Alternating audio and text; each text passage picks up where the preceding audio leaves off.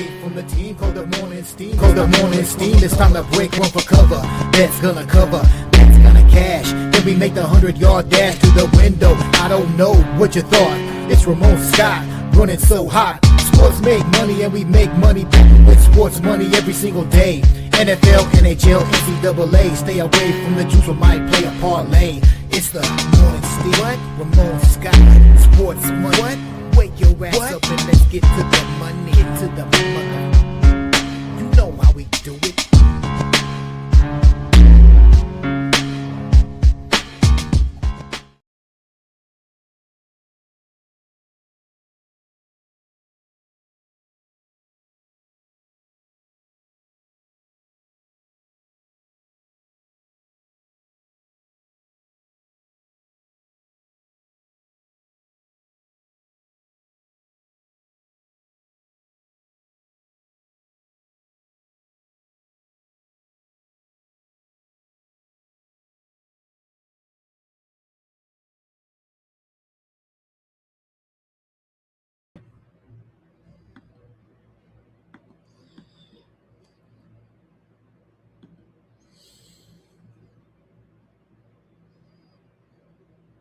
All right, a pleasant good morning to you coming from the sports betting capital of the world, Las Vegas. This is Ramon Scott, and welcome to the Morning Steam Show here for Monday, March 30th. Get ready for a great sports betting week on our way to the Final Four this weekend. We know the teams, we know the lines, and we're ready for the action on Thursday, but we've got a few days to get there, including today, Major League Baseball, NBA, NHL, as we wind up the weekend and head on over to some new series as well here this week in the major leagues, and we'll get our previews going here in just a few moments. But I want to say thank you everyone for joining me in the chat. Hello, and get ready for a great week.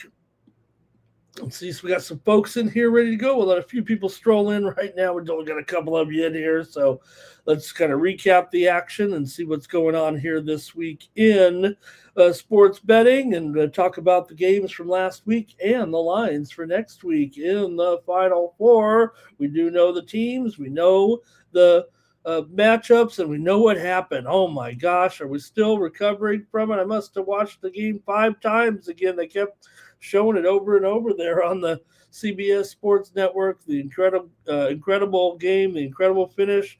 We won't forget that one anytime soon, as UConn beat Duke 73-72. I watched it 5 times. It was still 73-72. The epic collapse, if you want to call it that, by Duke. They led by 19 points late in the first half. They led by 5 with 150 left in the game, but just like last year when Duke led late in the game, remember, against the Houston Cougars and lost, it was Connecticut coming through in a big way, an incredible way, really, if you think about it in the end, with the way it broke down there with the turnover and then the 3-point shot to win the game. What a finish there yesterday, as Braylon Mullins hit a 35-foot 3-point shot with 0.4 of a second left in the game for the win. Incredible moment. Everyone, one shining moment. I think this is what that was. There is the Huskies' spectacular comeback as UConn rallied on a 36-23 spurt to close the gap and win the game. Terrace Reed, you guys were talking about Reed in the chat there somewhat yesterday, 27 points. The Boozer Twins, 42 points in the loss there in that one. Duke shot 60% in the first half. UConn overcame a 1-for-18 start on threes and then drained 4 long baskets, including the biggest one of the game. Alex Caravan didn't score in the first half as well, but UConn plays Illinois on Friday. Illinois, a 2-point favorite over UConn. A total 142 points. Hey, I think I can get 3 points there. So just a incredible finish, incredible game. And, for Duke, John Shire's a pretty good coach. I mean, since he took over for Coach K, they've definitely made it a little bit of a run in each of the 4 seasons he's been there. Now, the first time they lost in the second round, that's un-Duke like, but it was his first year, and they went 27-9. Then the next year, another 27-9 regular season, they lost in the Elite Eight. And then 2 years ago, they lost in the national semifinal, remember? And then this year, losing in the Elite Eight, and they went 36-2 in conference play basically there over those 2 seasons, but nonetheless, it didn't quite work out, as Connecticut is the team that advances with Coach Hurley there. And great shot, great finish, great incredible play defensively as well, right? And look, lack of composure there for Duke, no doubt about it. So what a game, what a finish there. And we'll see Illinois play Connecticut. Meanwhile, in the other semifinal, man, well, what can I say? Michigan over Tennessee. Tennessee did not come through in the fashion they did early, right? They were talking about the bizarre Tennessee having all those rebounds early in the game, even having more rebounds than shots and points combined, and were really hanging in there on the boards early on, but it really didn't last there. Michigan shot 65.5% and were very efficient, especially from inside. They led by 22 by halftime. They did go just 27 of 37 on the foul line. Tennessee was getting 7 points, and the last time they had lost by 7 points was January the 10th. So even though they had those struggles late, they were in close games.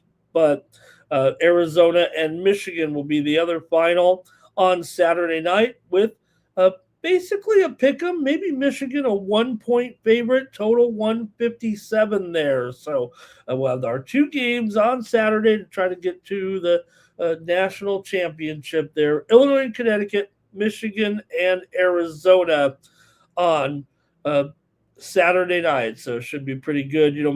Wolverines had a 21-0 run there to blow the game open early, and basically had a 34-10 scoring spurt. Jax Lendenborg, 27 points, 7 rebounds. You look at all the players and their abilities and what they do. I mean, Jax Lendenborg is the guy who's NBA already. It does look like, and man, so composed too. In the press conferences as well. So a pretty good player. He might be the unheralded superstar of the whole group, it feels like, talking about Lendenborg of the Wolverines. So good games. Hope you guys had them, because obviously we had the winner here on the morning steam with Connecticut and Duke game to go over, but I had the under in Tennessee and Michigan. So I guess it was a split yesterday, but I really wasn't on the right sides in the games here. Didn't go with it on the show, but had some other picks out there. And like I said, I thought Tennessee would have the height to compete. They did in a way, but they didn't have enough of everything else. And of course, with the Duke and Connecticut there, Duke obviously had a huge lead in the game and could not hang on. So hopefully you guys had them, and preview those games come this weekend on Saturday, and get ready for the Final Four. There's still a tournament this week beginning in a couple of days with the college basketball crown, as 8 teams are coming out here to Las Vegas to do a little bracketed tournament as well this week. So we got more college basketball before we hit the action here on Saturday. All right, now that gives that few minutes to say hello to some folks, and then we'll preview also the action here. We'll review a little bit as well, but we got kind of a complex card here today with big MLB 15-game schedule here today. We've got NBA, we've got NHL as well, as we wind it down to the postseason here. Can't come soon enough here. Get ready. That'll give us some real excitement. We'll have baseball grind going on, and then we'll have important games every night in the playoffs. These games are pretty good. Comment in the chat, and you guys will be involved in a drawing to receive plays from me here on Monday. We had some pretty good plays. Our college baseball really cleaned up there yesterday. Some of the major sports wasn't so good. I sent out a complex NHL card. It wasn't a really card, but ways I was playing it. I'm trying to find a way to win in NASCAR. I have a neat card there, but I just couldn't find the right combinations there yesterday. But did have some winners over there at winnable.com/Ramon, where you can get more picks from me every day. And we did have some winners there. We had a winner with our free NBA pick with Brooklyn and Sacramento game to go under yesterday. College baseball was really good. I think we went 6-2 there. Winners included UTSA and ECU over. I had Georgia Tech -2.5 in there. Also, college baseball winners: Southern Miss -3.5 over App State. Also, Mississippi State on the run line over Ole Miss, and I had Dallas Baptist -1.5 over Missouri State, and we had Oregon on the run line over UCSB. I couldn't find a winner in Major League Baseball with the sports money premiums yesterday, so hopefully we'll get some here today. But use the promo code STEAM to save 20% off those premium pick packages over there at winnable.com. This is how you support me here on the channel for just 41 cents a day when you subscribe for 1 month and use the promo code STEAM. And I even tack another week on there. So if you go in there for $19.95, use the discount, it becomes about $17 or so, 16 something. And we get 5 weeks of plays every day. I send a few packages out with plays in different sports, keep you posted, keep you abreast of what's going on in the world of sports betting, to keep you in action here, not just major sports, but also other sports, including tennis, soccer, even overnight action in other sports such as Australian football and basketball from overseas, sometimes in Australia or China. So check me out over at winnable.com/Ramon, and we'll preview the action here in just a moment. But did have some other winners as well. Major League Baseball yesterday. Kind of in full swing now. Wasn't a full card yesterday because of the opening weekend. You got to save some of the dates, but we did have some winners here on the show, including the Colorado Rockies on the run line there yesterday, as they did cover the run line, but it was the Marlins that won the game on a walk-off home run by Owen Casey. 2-out, 2-run home run for the walk-off win there for the Miami Marlins. Also, we had some other morning steam winners here yesterday, including the Athletics and the Blue Jays game to go under, and it did just that yesterday, as the Athletics and the Blue Jays was our pick there to go under in that one. Final score in that game was 5-2 in favor of Toronto. We also had the Angels and the Astros game to go over, and it did in a big-time fashion, 9-7. Houston got the win. The newcomer from Japan didn't look that good for Houston. I think he went 2 2/3 innings, but Kohanowitz also, they got hit up a little bit there, and it did go over. Also, morning steam winner here late night we had with Seattle in an 8-0 shutout of Cleveland. We had Seattle on the run line there for a morning steam winner. Also morning steam winner with Boston and Cincinnati to go under in a 3-2 win there for the Reds yesterday. It was Louder over Quinner over early in that one, and also had the winner Milwaukee Brewers on the run line over the White Sox. They were able to clobber them yesterday, 9-7. I say clobber them, but they had to come back and get the win there, 9-7. Milwaukee with the win, and we also had Tampa Bay over St. Louis. Talked about their offense, and they did come through big time. 11 more runs for Tampa Bay. They lost the series, but they had a lot of runs, and watch out for their offense here in the major leagues. Some other games we did not touch on with any winners, unfortunately, but good games nonetheless, included the Pirates over the Mets, 4-3-10. Ryan O'Hearn, 3 hits, 2 RBI for Pittsburgh. Soto had that double left center in the 10th with one run, scoring a run, but the Pirates threw out the tying run at the plate. Also, a couple other finals here yesterday included the Washington Nationals beating the Cubs 6-3. A little bit of a surprise there as the Nationals had a pretty stunning weekend over the Cubs to get things started there. And also, want to mention it was in the Kansas City game. The Royals were able to win against the Braves yesterday by the score of 4-1 behind Lugo in that one. Okay, also had some NBA winners as well yesterday on the show that included the Toronto Raptors minus the points over the Magic was a winner here on the show. Also had that winner with the Portland Trailblazers yesterday at home, beating Washington in the Tankathon, beat them up pretty good there as well. Also, Boston Celtics on the road, morning steam winner here. Knicks and Thunder game to go under was a winner as well.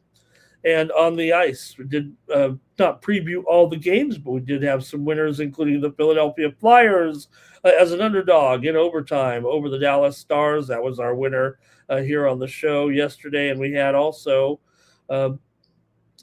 here the winner with, what was it? I think that might have been it for the morning steam. Okay.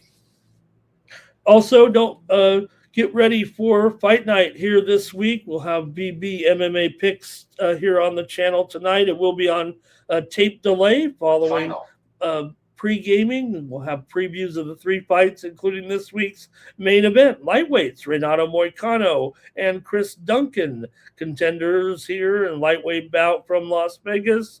On Fight Night, we preview 2 other fights today. We'll be live on the BB MMA Picks YouTube channel at 4:30 Eastern, 1:30 Pacific, but because of the timing of pre-gaming, we'll have that show come on here later in the evening, more towards, I believe, 7 or 8 p.m. on tape delay here on the Sports Money Network. But get ready for Fight Night with me and BB this week and our guest analyst.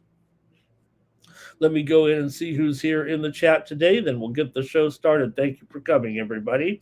Twisted is here. He said it. He said Duke was done. He knew even when they were down big that they were going to come back and win the game on a miraculous shot. That's what Twisted did. He called it. There, it's a great comeback. What a play. What a shot. Can't get away from it. It's even on the main channel. I'm watching the financial channels and they're showing it here. Good morning to Cash Gain, ready to go in there as well. And let's see here. Andrew says, don't remember telling me UConn's done before the Michigan State game. He's all about it. Here's Nick Handy in the chat as well. And Andrew said everybody's changing their mind at the last minute after that stunning win. R. Thompson's here. Duke is here as well. R. Thompson had some winners. Oh, yeah. Hey, right. Everybody, don't forget the women's game, the community parlay. I mean, the community bet there between R. Thompson and I. Notre Dame, never a question. Hannah Hidalgo leading the way. Yeah, Connecticut won. They're going to the women's Final Four too. But we said take Notre Dame plus 27.5. That was a no-brainer, R. Thompson says. All right, let's see who else is here. It's going to be Nick Handy's in there with the play already of the day. Robert McCormick is here, and Nuke says, "What a shot! What a buzzer beater! That was incredible." And Andrew K said, "Yep, that was a bad strategy by Duke. Why not just try to get fouled there instead of throwing the clock?" It was definitely a breakdown there by Duke, and I think Coach was kind of accepting responsibility there in the post game there, and maybe there'll be more boozers coming along for Duke in the future. Dylon's here. What an incredible Dylon calling the winner, calling the action there right at the last moment, and he was on the air live. Go back and take a look at Dylon calling the big basket. He was incredulous with the finish of the game yesterday. Mullins will remember him forever. He'll be, unless they've got some other shining moment for us in the next 3 games. I don't know how you can top that one. That's the one shining moment. It's all on the line. All right, let's see. The winner of Arizona, Michigan will win it all, says LALB. Nuke's ready for the CBC. Hey, everyone, like this video, subscribe to our channel, Sports Buddy, here on YouTube, fastest growing sports betting channel. Getting ready for another great week of action. And let's see here. LALB says, what are we going to do? We're going to have cricket racing? Is that what we're going to be left with here this week? Fernando is here talking about Brewers baseball, able to get that win. All right. And Twisted said Mackenzie Gore didn't look too bad in there yesterday. And we'll see. We got some interesting pitchers again today coming right up. We're going to do baseball first until the playoffs. It's baseball season, and baseball's the feature while we get some of these. They didn't have so many blowouts in these other sports. We'd hang with them a little bit, but we'll kick them out for now, kick them back to the end of the show because we'll do baseball. We will with AOD here today. And AOD, man, the Tigers took care of my Padres this weekend. Pretty bad there. Pretty good for the Tigers. Who else here? NYC Bar is here today. And AOD is ready to talk international soccer here. And Terrell said, right, Terrell? Michigan was looking pretty confident there.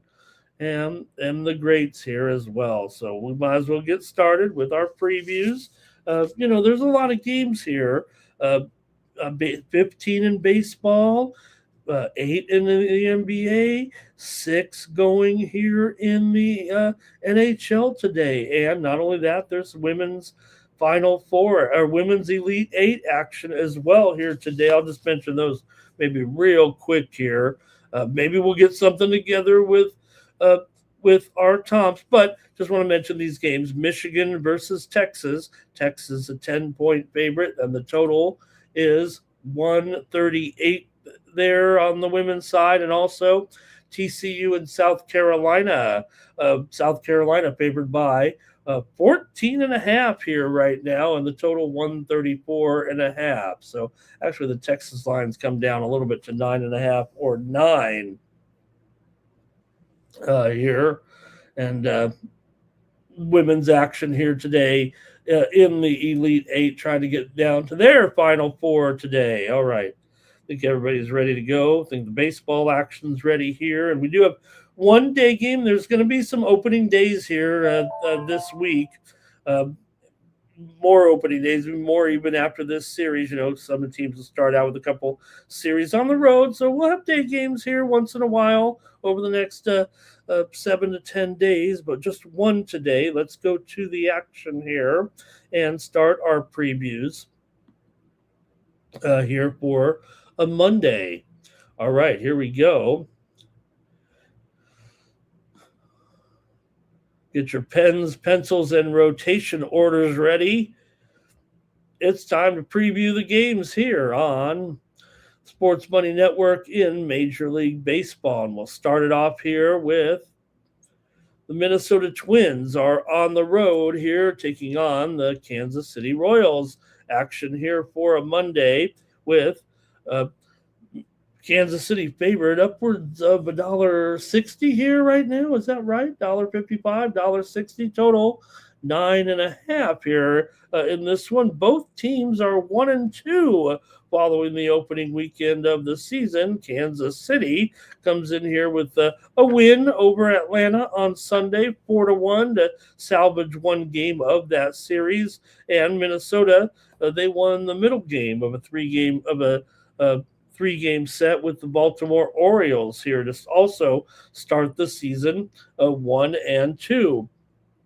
Now, there are some bats in this Minnesota lineup that has had some success against Chris Bubich, but the Kansas City bats seem to have just as strong a volume anyway. They've seen plenty of Woods Richardson here. Woods Richardson ends up getting the start. They kind of thrust him into the rotation, into starting here. The Twins do have some injuries here in the pitching staff to start the season, unfortunately. They're a pretty big underdog here. Kansas City's not any world beaters over this team. I don't even know if Bubic is, head and shoulders better than a guy like Woods Richardson here. I mean, Woods Richardson, obviously, plenty of experience as well coming in, but maybe the bats here a little bit for Minnesota. We've seen some pretty good starts. Guys like Buxton in there is looking pretty good so far. Caratini also looking pretty decent for Minnesota. For Kansas City, Bobby Witt Jr. is pretty hot here to start the season. That's for sure. Caglione also off to a pretty decent start, and Kyle Isbell as well. So, and we, like I said, batter versus pitcher wise, you do have some numbers here for some of these guys with some okay numbers here to start the season. Some experience for sure for some of these bats. Guys like Isbell, 3 for 4 against Richardson in there. Jonathan India has a extra base hit and a couple of walks against Woods Richardson, but the other way with Bubic, he's also faced these guys a little bit and also has getting hit, touched up a little bit. So let's see though what you guys have in this one between the Twins and the Royals here today in a day game to get this season. It is opening day here in Kansas City after the Royals there were on the road to start the season there at Atlanta. So they come home and get opening day started. Let me hear from you in the chat in this one, and I'll go to you guys to see what you have. Here we go.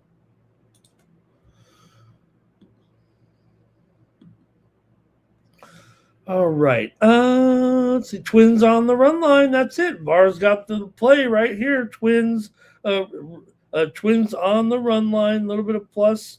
You got to lay it a little bit, actually. But, I mean, the plus money on the run line, obviously. Let me see what that on the money line, obviously. Let me see what that run line is with Minnesota here. It's not terrible. Plus 1.5 at minus 145. I think you can rank Kansas City a little bit higher than Minnesota. They actually, went out there and tried to shore things up a little bit, but I don't know. It doesn't feel like they're world beaters or anything at this point. But if anything, Bubic does have a pretty strong advantage over this lineup. Real strong here so far. So, man, $1.60 though. I wouldn't want to lay it here too heavy, but I might. Let me see if anybody else in the chat, though, real quick. Here's LALB on the Royals.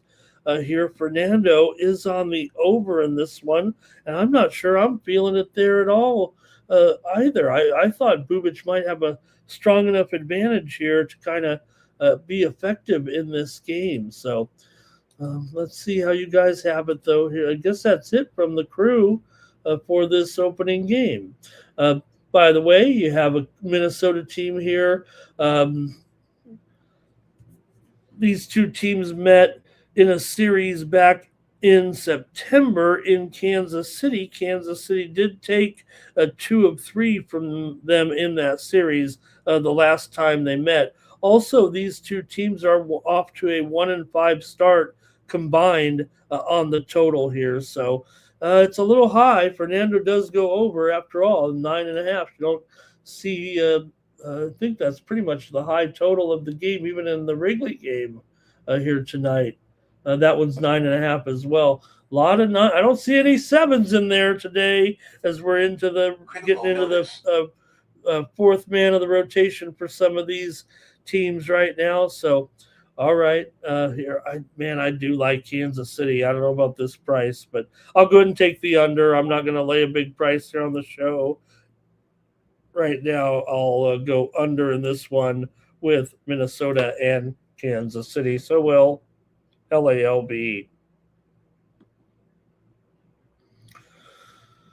All right, let's get to the next one here, and we're quickly into the night games here. Just the one-day game here in this one. So you have the Rangers coming in here with Jack Leiter. They off to a 2-1 start. Baltimore, they are also off to a 2-1 start here to get the season going.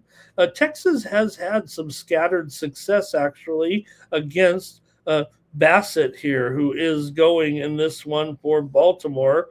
Baltimore's lineup, though, has shown some consistent contact clusters against lighters. So a little bit of experience for both of these pitchers and the batters against some of these guys coming into this one. You've got several guys who have seen Bassett and made some contact. Jock Peterson, 5 for 10. Josh Smith, 2 for 6. Langford, 2 for 4. Higgy in there. We'll check the lineup here maybe or see tentatively, but Duran, 1 for 2. They've all seen Chris Bassett a little bit here. And against Leiter, Taylor Ward has a home run against him. Blaze Alexander, a home run against Leiter as well. Well, like I said, we'll see what those lineups maybe look like here, but let's see how you have it. Leiter and Bassett, I guess you could actually say they've had some struggles against these particular teams. For Leiter here, really just faced a couple of guys. So the like I said, the 2 guys that have the home runs, that's pretty much it. It's only faced a handful of guys one time around the lineup, I think. But for Bassett, he's allowed a 308 batting average overall to the Texas Rangers here coming in.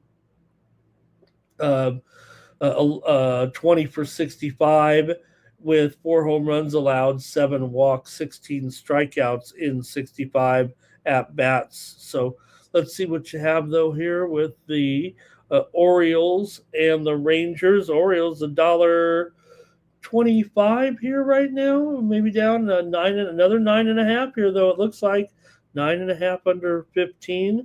I have 9 over 15, but it's going to be either a little bit higher or a little bit lower. I want to say 9. I want to say we've got another 9.5 here right now. 9.5 under 20, though, maybe. There we go. So let's see how you guys have it here for the Orioles. Like I said, 2-1 to start the season with wins over Minnesota here at home. Yesterday was 8-6. Meanwhile, for Texas, good start. 2 wins at Philly here, and they're just cruising down to Baltimore, so should be pretty good. Man, 2-1 start here for Texas.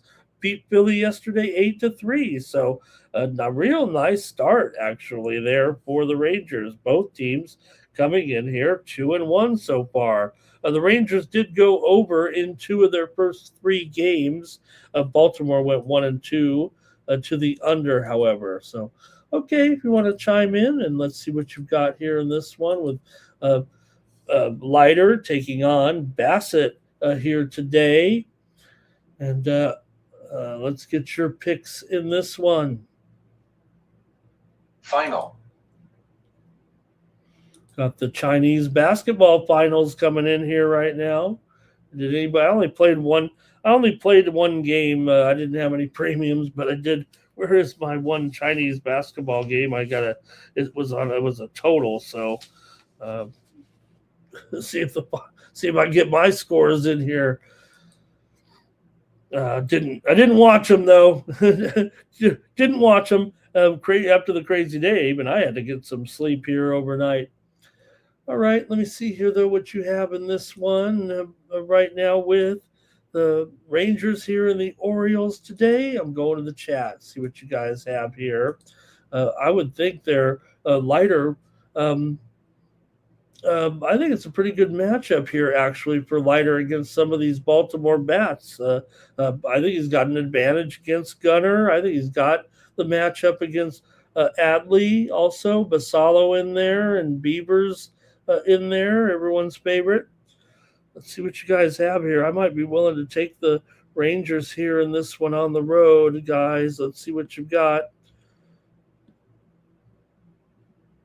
Nick Handy says he's got Bassett to record the win at plus 260. He's going to ramp him up here and take Bassett. NYC Bar likes Texas on the run line, minus the 1.5. Good return there for Bar. LALB's on the under here. I think in looking at it, like I said, and dealing up here to 9.5. Obviously, the total is going up a little bit. Although it feels like to me the sharps are on the under here. I think Texas is going to end up. Uh, they might shut down Bassett, but there might be some runs. Roberts on the Rangers' first five money line. Fernando says Bassett over on his K prop.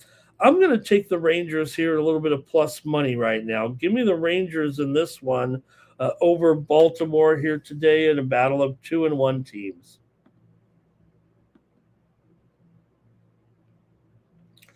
All right, next up, the Nationals are at the.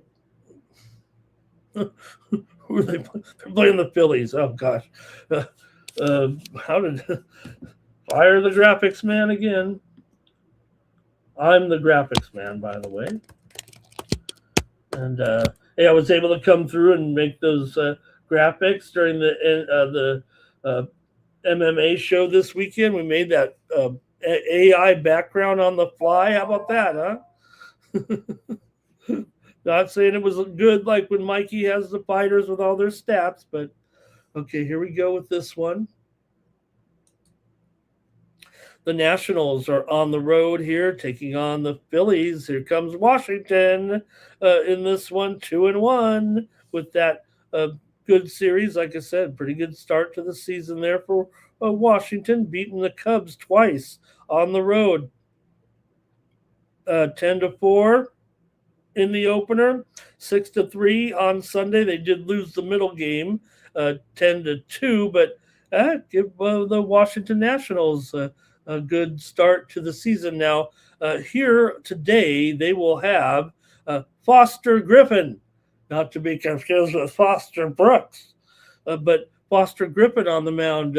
Where have you been, Foster Griffin? He's been in Japan. I think he was with the Yomiuri Giants for a couple of seasons. He pitched in the major leagues back in 2022, went over to Japan, had some pretty good numbers actually last year, but I think decided not to re-up. Maybe he already had a beat on coming back to the major leagues after a strong season there in Japan last year, where he ran, I think, a 1.7. I want to say 1.7 ERA. Maybe I can look that up here real quick for Foster Griffin last season. Did pitch for Yomiuri. I did make the All-Star game last year in Japan. 14 appearances, 6-1 record, 1.62 ERA with 77 strikeouts, but they decided not to re-up with him. He also pitched there in 2023.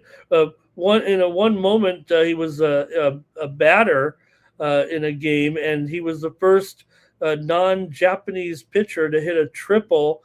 This was in 2023. The first player for Yomiuri, a non-Japanese pitcher, to hit a triple since 1952. Not known as a batter, but that was an interesting tidbit that I saw when looking the info up. But now here he is with the Nationals. He signed a 1 year, $5.5 million contract this year, and he's in the rotation here right now, and he's going to be up obviously against Taijuan Walker here in this one. So let's see what you think about this. Walker's probably got a pretty good matchup, but watch out for some of the Nationals bats right now. They had a pretty good weekend. You might wonder who some of these guys are, but Andres Chaparro, he had a pretty good weekend in there. And you got also Brady House, opened up the season pretty good as well. So some of these bats are okay here. Also, Joey Weimer, also, he had a big day yesterday with a home run and a triple for Washington. He's got a pretty good matchup here against Walker as well. Meanwhile, though, for Griffin, not necessarily a good matchup for him going up against this Phillies lineup, certainly close to the top five anyway right now, but $1.65 should be a game that the Phillies could handle. Got to see what we get from Griffin. Might be a little bit of a mixed bag, and you guys, you might want to see him through the lineup if you're betting it live or something, and see what you got here with Foster Griffin. Like I said, all-star in Japan. Numbers are suppressed in Japan. 1.65 is going to be a good ERA anywhere, but ERAs are lower in Japan, no doubt about it. So let's see what you have here in this one. Griffin's a left-hander, by the way. Let's see how you guys are going to play this one, though, with Washington and Philly here. And I'll go to the chat, I think, first in this one before I make my commitment. Let's see what you guys have here, if anything. Who knows? Foster Griffin. All right, here we go. Bar, it says Philly's money line and over here. And Cash Kane, Phillies money line. Wow, it's a lot of Phillies. And here's Phillies. That's almost I think it is. I think it's 3-0 Phillies there so far. Bar, he says almost a consensus. Man, I might just have to take the Phillies with you guys. Well, hold everything. Here comes Twisted. He's throwing some Nats action in there. Okay, I gotcha. James Barham says go over in the first 5 here with these two. All right. Let's see. I think that might be it for the crew here. I'm going to go ahead and I'll take the field. That consensus plays came up there pretty quick. Let me go ahead and take the run line here for the Phillies today. That's what I'll do at a little bit of plus money. I think plus $1. I'm going to look it up here. Plus $1.30 here possibly with the Phillies on the run line today. I'm going to plus $1.20, minus 1.5, plus 120. Today, the total there, 9 over 15. Philly Eagle Flyer says the Phillies bats are frozen cold. Fernando's going over, though, as well. So you have some overs in there, but when Philly Eagle Flyer is coming in here lamenting the slow start to the Phillies offense, you got to put some respect on that. The top of the lineup, ice cold there with Turner. Yeah, Schwarber had the big home run on opening day, but really didn't have a great weekend. The top of the line, nobody's hitting except for Crawford.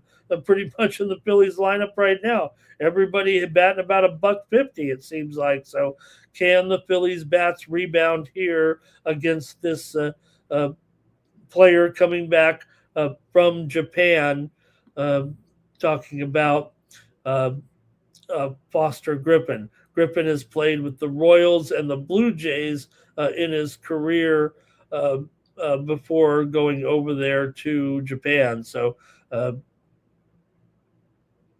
all right, I guess I'm going to make my call here in this one with Washington and Philadelphia, and I'll take the Phillies on the run line. All right, that's what I'll do. Let's see here. Oh, we got a few more comments there. Philly Eagle Flyers, he says the Phillies are kind of like the umpires. They can't see the ball right down the middle of the plate. And so we made fun of CB Buckner, right? Remember when they always said, hey, we don't come to the games to watch the umpires. You know what? Now we do. They're the third team out there, and they're fun to make fun of, right? When they're not getting the calls right. They look a little frustrated. CB Buckner basically had a personal grudge there in his game when they were calling him out for missing and then when they tried to get upset with the, you're not going to really argue against the computer, right? But they are mostly arguing that the pitcher took too long to challenge it. Like maybe somebody was relaying the information. It's amazing how many pitches could get challenged and are not challenged because number one, you might be out of challenges and you've wasted it, or you might want to save. You don't want to be wrong. The challenge system is fun. I do think they make a mistake, though. I don't need the umpire to walk out there, turn around, just take a step back, click your microphone, ball's being challenged, and then click it back on, say strike or ball. Just stand there behind the plate. We don't need a big parade out there. Turn around, wave to the crowd a little bit. Just get the call taken care of and just do it quickly. this is supposed to speed up the game. We don't need it there every time.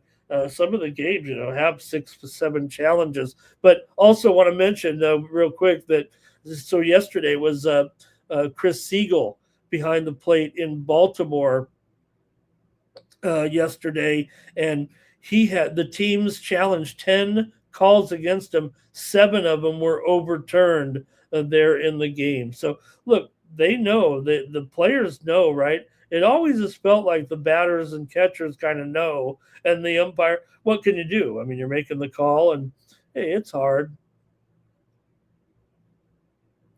All right, and let's take a look here. Nuke says the Rockies had plane issues there and didn't get in till late into Toronto, and they're coming in there for their series. We'll preview that one. Cash Kane says check the weather today. It's windy and it's raining here. In this particular game there, he says check that weather today with this one.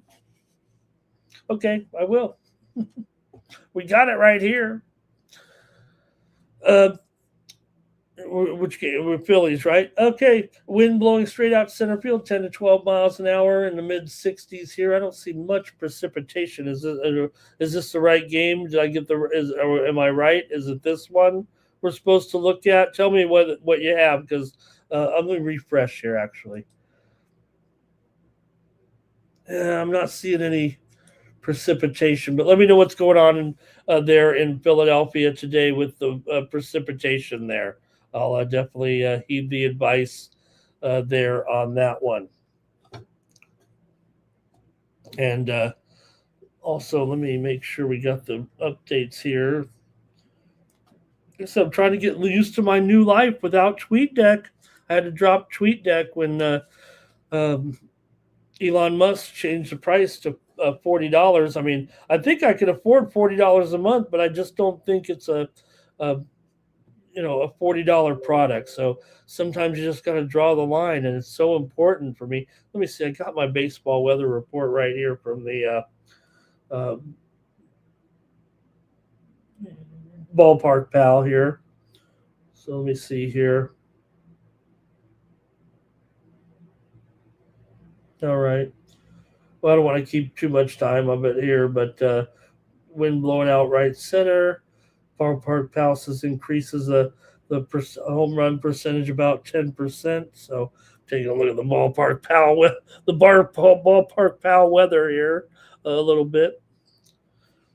That's where I get the weather, and over at some other AccuWeather site. Thank you, Cash King. Great job there. We got some other ones here as well. Var says the Phillies will heat up. The Phillies will feed up today. And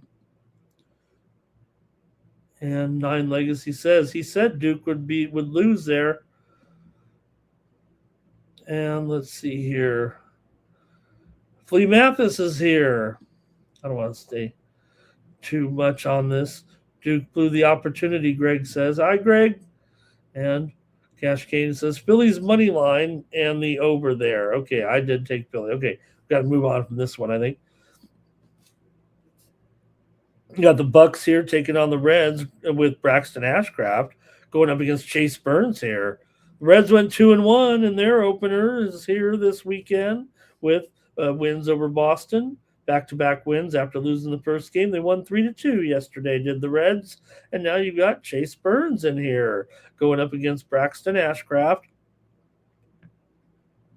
Pittsburgh lost the first 2 games of the series to the Mets, but did bounce back for that 4-3 win yesterday, so give them a little credit there. Nice job for the Bucks here. But look, you do got still 2 very, very poor offenses here coming in. I've got these 2 teams as basically 2 of the bottom 3 or 4 lineups in the game here right now. Now, should be a much better advantage, I think, for the Pirates lineup here against Burns, even though Burns is, high commodity here a little bit. They might have a little bit better advantage matchup wise and splits wise against Burns, it just might be an equalizer though, since I think Burns is better than Ashcraft at least, right, coming in. But still, this is the best matchup for Ashcraft because or Ashcraft does have some pretty solid numbers and can hold some of these guys down. I kind of like the matchup for Pittsburgh here a little bit. Just I don't know if I want to go up against Burns. Let me hear from you in the chat about this one between the Pirates and the Reds here on Monday night. The Cincinnati does have some cluster success against Ashcraft. Some of these guys have faced him and had a little bit of a success and contact against Ashcraft here. Let's see. There's also some guys who actually also have not hit Ashcraft too. Suarez, let's see, Dela Cruz 0 for 4. Noel Marte 1 for 4 with an RBI. Suarez just 0 for 1. Stevenson 0 for 1. So, okay, there are some guys that actually have had a lack of success as well. But for the guys that have touched him up here a little bit, Steer 2 for 4. McLean's hit him as well. Benson has a hit against him. Brian Hayes 2 for 3. Friedel 1 for 2 there. Friedel, Caratini, Hayes maybe there. But overall, let me see here. Let's look at the Ashcraft's numbers against Cincinnati here. 25 at-bats against this anticipated lineup, 8 hits, 1 extra base hit, a couple of walks in there. So, okay, maybe we could hear from you guys in the chat following the opening series there. We know Pittsburgh did lose to the Mets twice. These two teams both went 1 and 2 to the under here to get things going. All right, I'm interested to see what you guys have here in this one with Pittsburgh and the Reds. It might be, with Burns in there, maybe a little bit of a cheap number for you. Interested to see what the chat says here. Okay, here we go.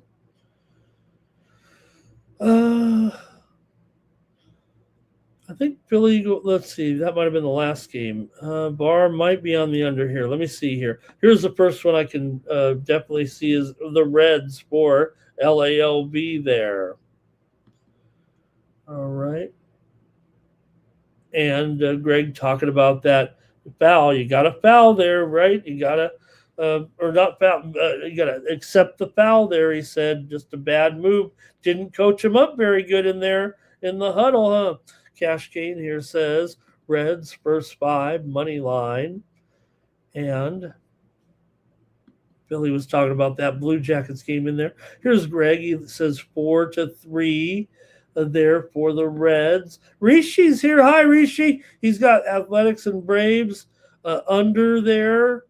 I think he's making a big teaser there. And Sixers plus 5.5. Thank you, Rishi. Good to see you today. Barr says go under 4.5 in the first 5 innings here in this one. And Public Enemy's here. Hello to Public Enemy. 9 Legacy likes the Twins in that first game. Might be behind us a little bit here. I'm going to take an upset here. I'm going to go with a minor upset anyway. I'm going to try the Pirates here today at plus $1.05 or $1.10 with Braxton Ashcraft. Give me the Bucks here. I'll try to go against Burns at least for now. Just in this, I think in this particular matchup, just a little bit better for this Pirates lineup with Cruz and Brandon Lau and Reynolds and O'Hearn. I think they can have success here against Burns. Meanwhile, I think for Ashcraft, I think he can actually limit McLean, Stewart, Suarez, Steele there. I think I'm going to take the Pirates here. All right, next up. Greg says Pittsburgh beat the Mets yesterday. Today they will lose. Next up, we got the White Sox taking on the Marlins, and Chris Paddock of the Sheriffs is in town here in Miami. Miami's 3-0. They're the hottest team in the league right now. The White Sox, they're 0-3 coming in with Davis Martin on the mound here going up against Chris Paddock. So, yeah, you got 3-0 against 0-3 right now, and White Sox are looking pretty bad. Although Chase Medrith, also pretty good start for him. Murakami, 3 home runs. He did it again yesterday. Murakami is definitely one of the hot players right now in the league, so don't want to overlook him. He's off to a rip-roaring start there for the White Sox. Want to shout him out. I know he's watching, so had the big home run there yesterday. Great home run, actually. Also, Montgomery hitting as well.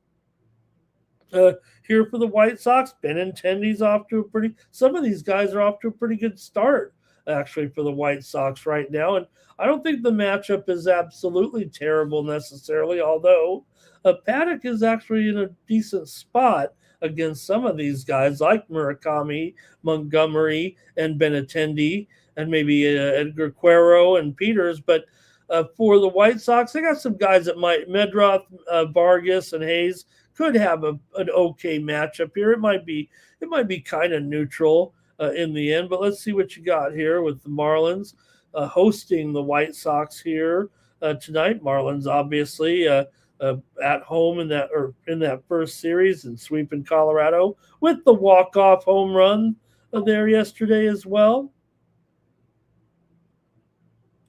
So that's how you see this one here with the White Sox on the road taking on Miami here for the White Sox and Davis Martin.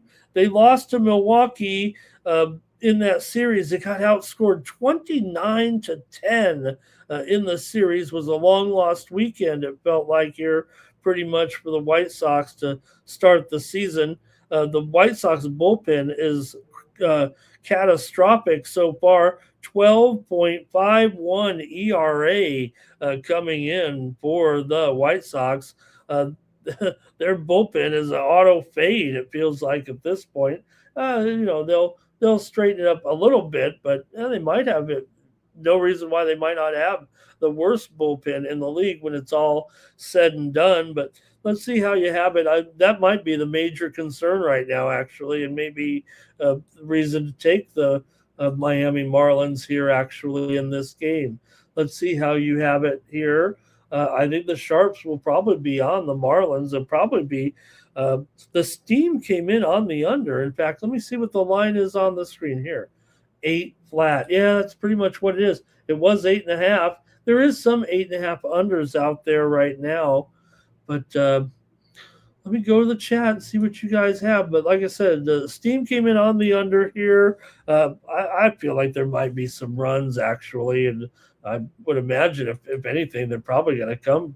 They might come from the White Sox here in this one, but that bullpen is so bad. I just don't know if I can. The White Sox might be the team for me in the first 5, and then maybe in the game it'll probably be the Marlins, and we'll see. But this bullpen's pretty bad. I don't think the price is too bad here on the Marlins at $1.35, $1.40. So let me go ahead and take the Marlins here in this one at call it $1.40 or so. Let's see what you got. I'm gonna fade the bullpen right now of the White Sox. The Marlins obviously have done a pretty darn good job so far with their bullpen so far. I think they're probably in the top. Have they even allowed a run yet? Oh, they might have. Yes. Let me see here. No, the Marlins are perfect so far, right? Yeah. Marlins one of 3 teams not to allow a run out of the bullpen so far this season, along with the Yankees and the Dodgers. So, when I'm talking about the best teams in baseball, I'm talking the Yankees, I'm talking the Dodgers, I'm talking the Brewers, and I'm talking the Marlins. Detroit's bullpen did well this weekend. Texas's bullpen did well. The Giants' bullpen did well against the Yankees. They just couldn't score. And the Braves have a sub-2 ERA in the bullpen as well. Here we go with the picks. And it's going to be, here we go. I'm trying to find him here. Sorry, guys.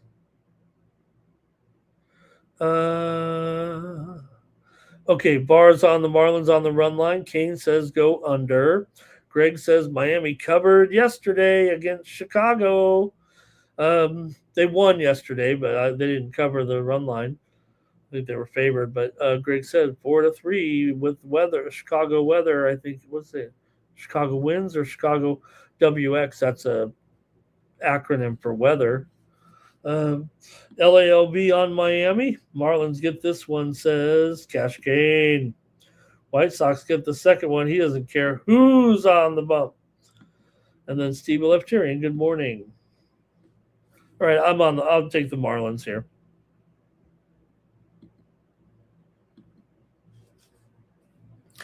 Next up, the Rockies are on the road here, taking on the Blue Jays. Man, crazy what Nuke said there about the Rockies and their plane ride. Man, that seems it's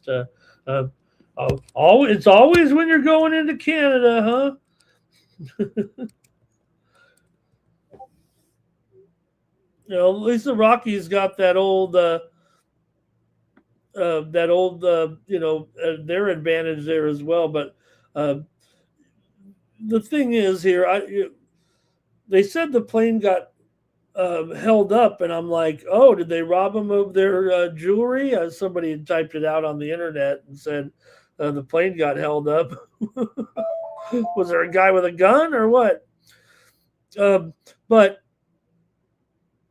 I think the main thing here is, and the plane. I don't know if you've noticed, there's some problems in the airports here in the country. Teams are, the sports teams kind of get a priority. Sometimes they have their charters and whatever, but who's really having a problem reaching some of these games is the media and the announcers. I think, didn't they say one announcer missed his game or missed his assignment or was going to miss his next assignment? They couldn't get the plane. The lines were too long. All right, let's see what you got, though, here. Sugano, I mentioned the Rockies. I complained about them not going for any players. Well, they got Sugano. I don't know if that's good or bad, but Tomoyuki Sugano is now the former Oriole, now in the Rockies. So they said, come on, Ramon, we signed some guys here. And, look, Sugano, pretty cool for the Rockies. I don't know if it's going to be a game changer necessarily, but he is on the Rockies here this year, going up here against for the Blue Jays here, Cody Ponce, who Ponce has not pitched in a major league game since 2021, but the Blue Jays signed him to a 3-year, $30 million contract. He dominated last year in the KBO. Had a strong season in the KBO, 180 innings, 29 starts for Hanwha. Ponce was 17-1 with a 1.89 ERA, 0.94 WHIP, 252 strikeouts there. And so with the Blue Jays having all these issues with Bieber out right now, Yesevich, he's out right now, Barrios out. Those guys are all starting the season on the injured list. So good thing they've got Ponce here, who's locked into this starting rotation right now. Was effective in the spring as well. 0.66 ERA, 0.8 WHIP, 12 strikeouts in 13 innings. So, look, I don't think he's going to strike out the batters at the rate he did in the KBO, but you've got to figure he's going to have solid innings here and probably good upside right now in this one. Like I said, last pitched in the major leagues in 2021 and then has been in the KBO, and he's here starting for the Blue Jays here in this one. And I think the Blue Jays here, look, the Rockies, plane ride or not, they're still the Rockies here. It's going to be a tough enough season to begin with. They're already 0-3, tried to, scored 7 runs in the 3 games against Miami. Were only outscored 10-7. They were close games. In fact, they were all 1-run games. The Rockies are 3-0 on the run line so far this season, but 0-3 overall. Toronto, meanwhile, got that sweep over the A's. Pair of one-run games and then one on Sunday, 5-2. So look, the A's got a good offense. Toronto, did a nice job to keep them pretty much at bay over the weekend. So let's see what you think here with this player coming over from Korea here. But I don't know. Feels like some good guys here in Toronto's lineup can have a pretty good advantage. Barger, I like Barger in there. I like Barshow today. I like the bottom of the lineup as well with Jimenez and Lukes. I think they've got the advantage here, actually, in the head-to-head matchup with those two, with the matchup against Sugano here in this one. But let me hear from you. Big gap here in talent, it seems like, to start the season. And the Rockies offense, weak so far to begin with, or at least they looked kind of weak. They're, like I said, they hung in there, but just couldn't get the win. Feels like kind of a blowout, actually. Here, I'm going to take the Blue Jays, I think, on the run line. They are -1.5 at minus 125 in this one. I'm going to take the I'm going to go ahead and take the Blue Jays here on the run line. I want to get too guilty here early on of doing that, but we're already it's the second series of the season, and you got basically a 260 favorite. In fact, it might even be higher than that right now. Let me see. 280 here at circa. DraftKings has it at 286, so I don't think there's any value in this Blue Jays line here, but total 8.5 in this one over the weekend. Both teams, these two teams are combined 1-5 to the under here so far in the early campaign. You guys are commenting in the chat. Let me go to it here. Okay. Cash Canes, he's first. He'll lay 2.5. Okay, hey, I might be on the right track here. LALV on the Jays. 9 Legacy on the run line. Nuke, he's our Blue Jays correspondent, but even he can't lay $3 or anything here. I'll still lay the run line here. Try to take advantage of. Look, the Rockies aren't going to go 0-162, but obviously 0-3 so far against 3-0. I think that's the only matchup we have right today out of anything like that. VAR, Blue Jays in the run line. Public Enemy, Blue Jays run line there. And amazing here. Nuke says, look at this, 50 guys strike out on the. They don't call Nuke. They don't call them the swinging A's for nothing, right? That's where we're headed now. Even greater here. And here's Cash Kane. Says good stat.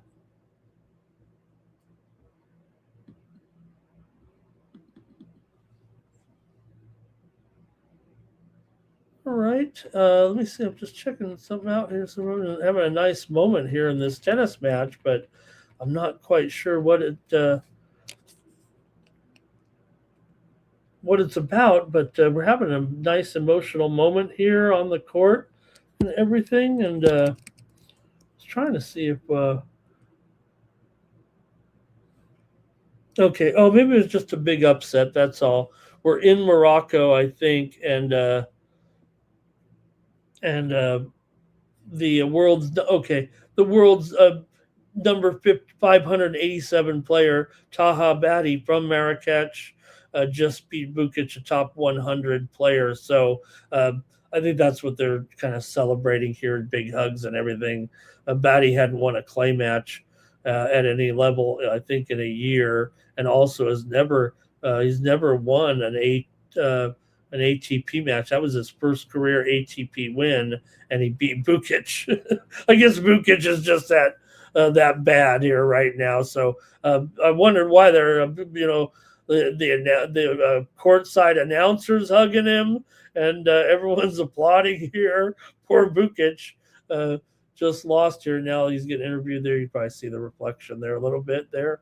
Uh, there on the screen, but was trying to figure out what was going on. What's so big about this match? He'll meet uh, Mutet in the next round there. So good job for this guy Vukic. Though he might want to retire here. Batty, he's a baddie. Batty's a baddie over there. Maybe we need to investigate Vukic here. That was the first tour win for Batty. Maybe if the fix is in, a lot of people are saying right now. Okay, let me keep going here. Make sure we got all the comments here. Noli's here. Pirates Reds here. We're not quite there yet. I think they're. Let me see. Oh wait, did we do? Yeah, well, we did that. Nuke's on it though. We did that game already. Nuke is on the Noli's on the under here. Everybody, Noli's stopping by, giving us the under in this one with Pittsburgh and Cincinnati. Full disclosure, I've already bet that game under. So good job, Noli. Thank you. And Nate Cerna's here as well. He says Blue Jays money line, and he's. No, the Batty won. Batty won. And going into Pizza Castle. What is the Pizza Castle? I don't know, but I'd go there. Is that the White Castle of pizza? Okay. Blue Jays for me. Let's see how Ponce does. Obviously crushed it there in the KBO. So, okay, next up, we're moving along here. And we've got the Braves taking on the A's here I think, do I have this backwards, though, actually? I wrote the team names backwards. I know this one's in Atlanta.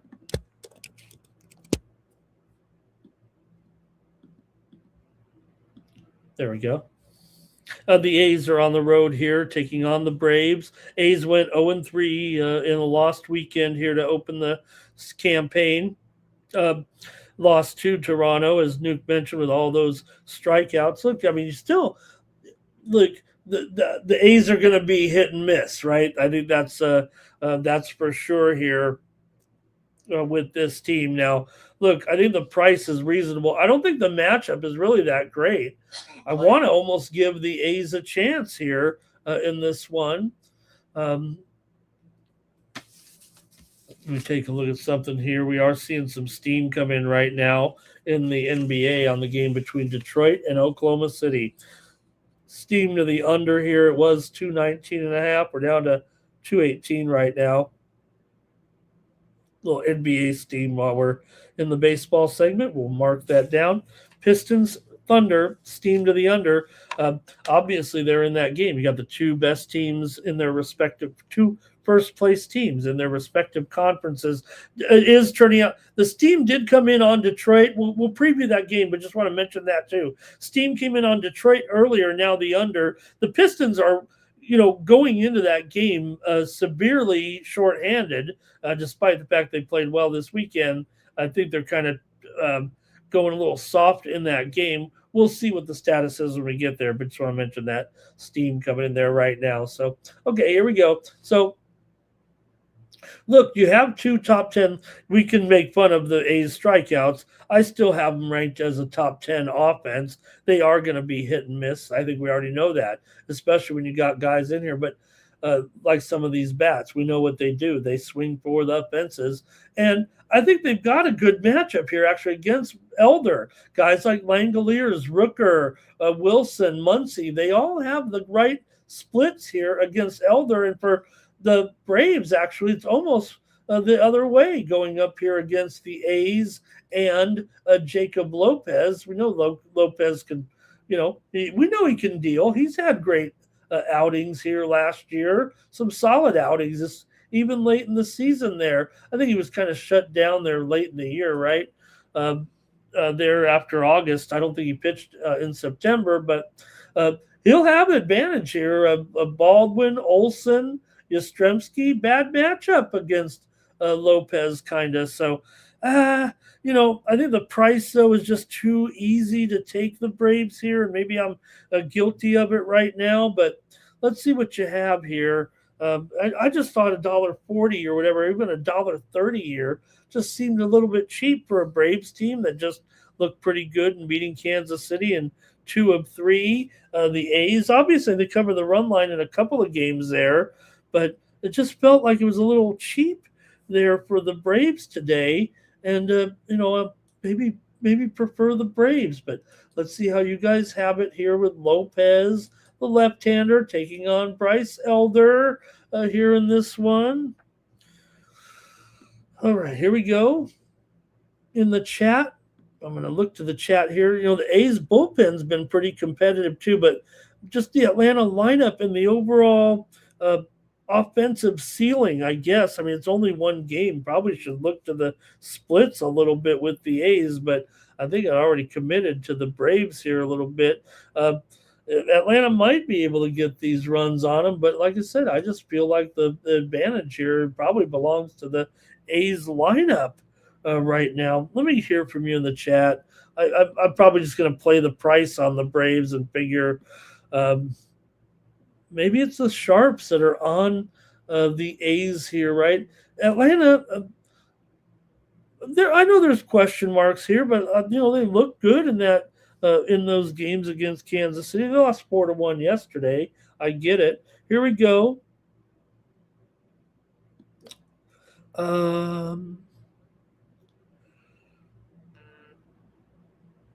Duke says the A's did play tough. I know. Look, I maybe I'm biased. I'm now an A's fan. Well, that's my American League team now because I'm in Vegas here. But Nuke says take the A's in this one, and Kane says A's money line. Oh no, yeah, he's got the A's money line as well.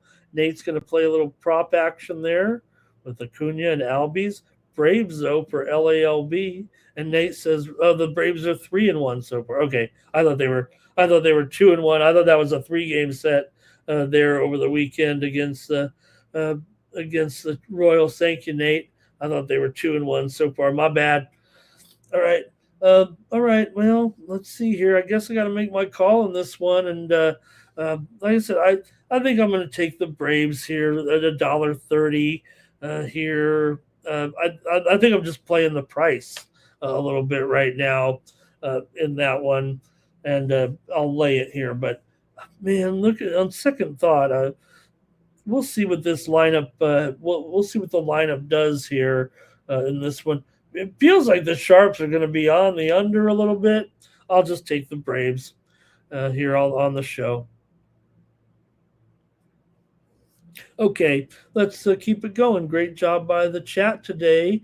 We need a little help here baseball season when it gets started, right? We don't have the data points necessarily. We can look at the BVP like I like to do. And here we go. Next up. Now the Angels here taking on the Cubs. Hey, interesting setup here with the Angels coming in. Yes, not a great weekend there against Houston. Now they played a 4-game set. I know that. And they're 2-2. They won the first 2 games, outscoring the Astros 9-2. But once the bullpen started to get the work in, that's where it kind of backfired on both teams, really. But the Astros were able to secure the last 2 games of the series in high-scoring games. So the Angels came out hot, and some of the bats are hot too. Look, Mike Trout, he's the MVP of the league here pretty much so far, but don't worry, he'll get injured probably this weekend. Neto here also looking pretty good, a couple of home runs, and Shanwell also home runs at that top of the lineup. The Angels were stroking, so to speak, here to get the season started. Did a nice job winning the first 2 close, tight-knit games, got enough offense. Yes, they definitely got rocked there a little bit in the next 2 games, but their offense has been good. That's what happened. The Angels have gotten off to decent starts before. You know what happens eventually, though, with them. And meanwhile, for the Cubs here, some hot bats, including Michael Busch in there looking good. PCA's done a nice job so far. But there's some guys that are kind of, trying to figure things out. Still, Bragg's couple of home runs. Hap, a couple of home runs so far as well. So sounds like a lot of offense, really, is what it sounds like here with the Angels and the Cubs today. How do you guys see it right now with these two? Uh, there's no doubt that for Eduardo Cabrera here and the Cubs, probably a pretty good matchup against an Angel team that, they're bottom 10 here for sure. Offensively right now, but Channel has a pretty okay matchup. Moncada, okay matchup. Josh Lau, a pretty okay matchup here as well. So let's see though. And by the way, here for the Angels and pitching here will be Ryan Johnson. Now Johnson, another guy here who, basically last season was just a short inning pitcher. So it does feel like you have an opener here. I would think right now for the Angels. I mean, this guy really doesn't throw more than an inning or two. So feels like a bullpen game to me, unless Johnson is set up here for some type of extended numbers here. Maybe he goes 2 innings, right? I don't think he does anything more than that. So. Let's see. Maybe we can look into it a little bit, but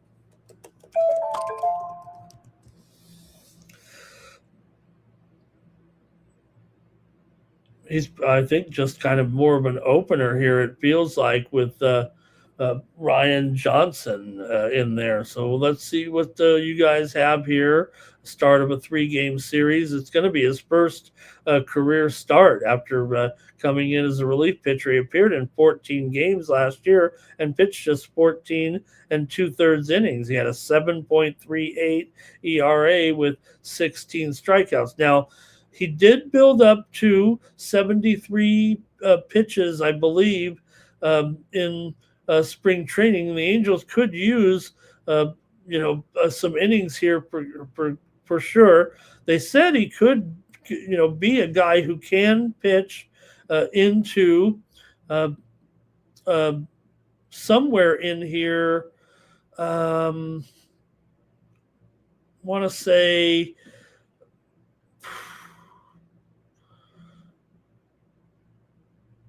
80 to 90 pitches possibly. Is that right? So obviously they're trying to change this guy's rotate,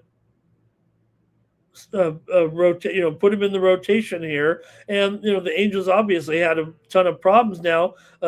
Silseth was in there 3 appearances in 4 days. Backman was in there for a couple innings as well. So LA will have some issues here. A lot of guys were used already here. So, and 3 straight starters didn't even go 5 innings. So the Angels did get the runs, but let's see what you guys have in this one. All right. And here we go. Let's see here. Angels and Cubs. Here we go. Cascade, Angels money line. Nate says they've been feisty, these Angels. VAR says Angels run line. They kicked those Astros, says Nate, in the beginning of the series. LALB likes the Cubs here. And Nate says, oh, please, Randy Johnson. Nuke, I think, is going to go first 5 and full game here in this one. All right. I mean, obviously, with Eduardo, you have much more experience here, it seems, right now. And, still a buck. What is it? What do I see here? A $1.80 coming into this one. So, oh boy, we're only in the first week of the season, guys. Do we have to go there? With all these big numbers here so far. All right. Well, guess I'll just look to this one, and I feel like it's going to be some runs here for sure. I know the Sharps are going to be on the under here, but we'll see what Johnson here. You'd think the Cubs can kind of keep this going a little bit. The Angels offense obviously had a pretty good weekend. Oh, by the way, we're in Chicago. Maybe that should help us with make a decision here or talk about the total. Anyway, mid 70s to start, winds blowing out 11 to 12 miles an hour here. So I think that will help the a couple of those Angels bats here anyway. This one feels a little bit tough here right now for me. Give me the over. I'm going to take the over in this one with the Angels and the Cubs. Over for me. And Nate's going to go over as well. Okay. Thanks, you guys. First weeks of the season. I need a little help here on the previews, okay?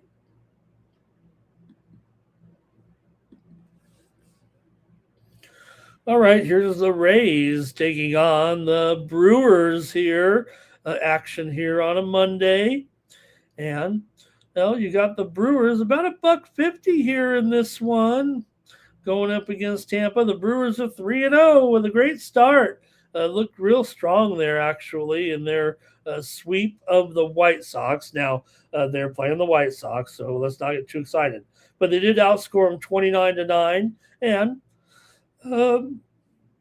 they needed kind of a big performance there at the on Sunday with the runs 9-7. They dominated the first two games, outscoring them 20-3, but needed to get a little bit tighter there with a 9-7 victory on Sunday for Tampa Bay. They salvaged a win over the Cards. I've talked up the offense big time so far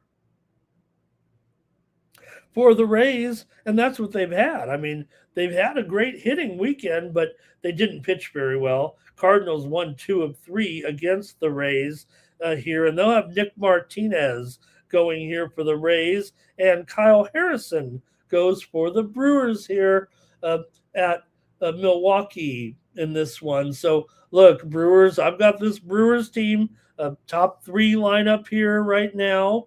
Not a great matchup here for Martinez, it feels like, with this Brewers lineup. Turang, Contreras here. Some of these guys are off to pretty good starts, too. Turang especially. Yelich is ripping it so far, looking good. How about Garrett Mitchell, also looking pretty decent in this lineup so far. So let's see what you got here. Brandon Lockridge in there as well. He had a pretty good start to the season yesterday. What did he do? He had 2 for 4 with a run and a stolen base. So Brewers are clicking offensively and pitching as well for Martinez here. Meanwhile, in this Tampa Bay lineup, so far, Yandy Diaz, he's been hot with 5 RBIs and 9 hits already. Jonathan Aranda, he's got 6 hits. Williamson in here. These guys are hitting. Camanero's not even hitting yet. All these other guys are. DeLuca hits galore for Miami. Fortes batting 500 here. So, look, I like this Tampa Bay lineup. Now, Harrison, it might be an okay matchup here, actually, but I think for Tampa, some of these guys, Aranda, Chucky Mullins, Simpson, might have a little bit of an advantage here over the Brewers today. I liked what I saw there from the Rays offensively over the weekend. The Brewers are clicking, but like I said, I feel like the Rays are going to be I don't want to say a surprise. It's never a surprise, right, when the Rays compete against these teams. And the other thing I like about this so far is that, to me, the Rays are going to be back home in their old stadium, even though we make fun of that stadium. I think it was a factor last year playing all those strange outdoor games. And, not that they don't get used to it or whatever, but the Rays do have, I don't want to call it like a huge home. It's a home field advantage, not because of the crowd or anything, I don't think. It's just because of the uniqueness of the stadium. Who had a weird home run this weekend in another indoor stadium that hit the top and then it went into foul territory? And would have been a home run if not for the roof, and they had to call it a foul ball, and the guy got jobbed, basically. All right, I'm gonna try the Rays here actually as an underdog in this one. Let me try the Rays here with Martinez in this offense. I'm gonna try to ride here a little bit these Rays to start the season and see what happens. Also, I don't mind here Martinez. Well, let's see how the a veteran pitcher does. He's been around here a little bit now after a couple years. Remember, he was pitching in Japan for a little bit, or Korea, one of those, and then came back to the major leagues. And Harrison, yeah, he's bumped around a little bit here too. But let's see what you guys have in this one with the Rays and the Brewers here on Monday night. Milwaukee's bullpen has been elite. There's no doubt about it. That could actually suppress the scoring in the end. Martinez will need a good start because the Rays bullpen has been uh, quite the opposite. 11.32 so far. So I think the Brewers bullpen can kind of suppress the scoring there late.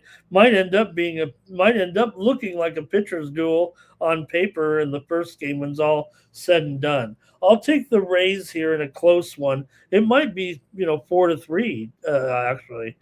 Let's see what you got though. Thank you everybody.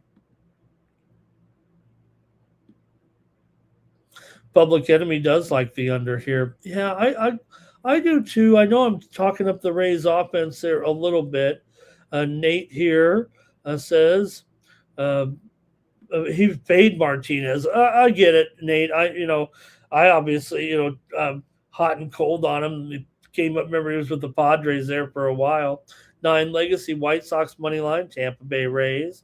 Nate says usually he gets blasted. Hello to Razor in the chat. Great man, Razor. Great coverage this weekend on the Razor channel. I watched it, man. I was watching Dylon, or I was listening to Dylon's play-by-play. And it was funny, Razor, if you saw him there, you have those. I wanted to go I want to go. I mean, don't get me wrong. I'm here on the Sports Money Network, but I want to be over there with Razor and he's got the scoreboards going, the sports score bot, the score ticker. I need to be on the Razor show there with the Dylon. So Dylon's calling the play-by-play of the last second, and behind him, he's on a green screen, and the ESPN play-by-play is like in the stats in the background, and you can like read it, and it actually says before, like probably 10 seconds before, it's all Mullins makes 3-pointer, and the score is already behind him. It said the 73-72, and then Dylon, of course, was more dumbstruck than yelling like an announcer. He couldn't believe none of us could believe it, right, with the way it unfolded. But Dylon's jaw had to be picked up off the floor, I think. But that was fun and really cool programming there. I probably should get on with those guys, especially when I see Dylon there all by himself for a while. So that's when I need to pop over there and talk to Dylon on the week. I'm just sitting here watching the game like a fan and listening to a companion stream with the guys over there at Razor Sharp Picks. So thank you, Razor. Good to see you this morning. And obviously we had some great racing this past weekend as well because of it's March. We're getting ready. And oh man, I watched Dubai, or the big $12 million race there this weekend as well over in Dubai. Thank you, Razor. Yeah, I need to get over there. I think I can figure it out on the. I remember doing the old. What is it called? The Ninja there. I got to figure it out. And LAOB on the Brewers here as well. So I'm going to take the Rays though today. All right, here we go. Let's keep it moving here. So I love, we're going to get to basketball and hockey, but first week of the major league season, and there's so much to learn, right? And sure, we know the teams they're going to be good in the long run, but baseball is such a unique game. Some teams are going to, you got to figure out which teams are going to surprise and have good, and in baseball, there's the ebbs and flows. Even the bad teams sometimes have a good run, except for the Rockies. All right, the Mets here are taking on the Cardinals with Clay Holmes. I think this is Clay Holmes going up here against the Cards and Leahy here in this one. So we'll get to talk here about uh, uh, Kyle Leahy here in his first start here for the Cardinals this season. We'll see what Kyle Leahy is all about right now in his career, but he is up here against uh, uh, Clay Holmes here. So, of course, Holmes is going to be a favorite on the road in this one at $1.55 or so. And, for the Mets here, it was a pretty good start, feels like, to the campaign right now. The Mets were able to get a couple of wins over Pittsburgh. Pittsburgh did win the last one, obviously, there on the last game, 4-3. So Mets won the first two, and then Pittsburgh won. Cardinals, meanwhile, same thing. They beat Tampa Bay in the first two games, but Tampa Bay was able to, the Cards were able to get the last one there. 11-7. Tampa Bay was able to get the last one, 11-7. Cardinals won the first two. Tampa won the last one. Let me make sure I get that straight. So for Leahy here, was debuted in 23. Not necessarily a blue chip prospect or anything. He's a guy who kind of worked his way up through the ranks a little bit. 17th round draft choice back in 2018. Last year, 5-4 with a 3.64 ERA, 62 appearances and 88 innings. So that's a bullpen guy, and we'll see. But it's being stretched into a starter here for this. What can you say? Weak Cardinal rotation right now, and this one it might be a problem here going up against a team like the Mets today. It was mostly a reliever and a swing reliever, middle relief a little bit. They're like not overpowering. Doesn't have a great fastball. He relies on kind of command and a fastball breaking ball combination. So look, with the Cardinals having probably the bottom five pitching rotation, they're going to look to Leahy here to maybe come in and give him some innings right now. But unfortunately, his ERA was around 10 in spring training right now. So we'll see what he can do. But got to wonder here what the Cardinals have actually to start the season. And I might have to question whether or not this will affect them today here. But let's see how you have it here with the Mets. A pretty big favorite, and the Mets offense here. You got Soto. We're making fun of him a little bit, but he did have 5 hits and 3 RBI over the weekend. Luis Robert looks good for the Mets. Beatty looks good as well, and Francisco Alvarez did a nice job as well for the Cardinals. Weatherholt looks great. This rookie, we'll see how he can hold up here. Going to be weather tested there. Burleson, good start to the season. Gorman, Walker, Church, Pages, all these Cardinal bats had a big-time weekend, basically, against the Rays.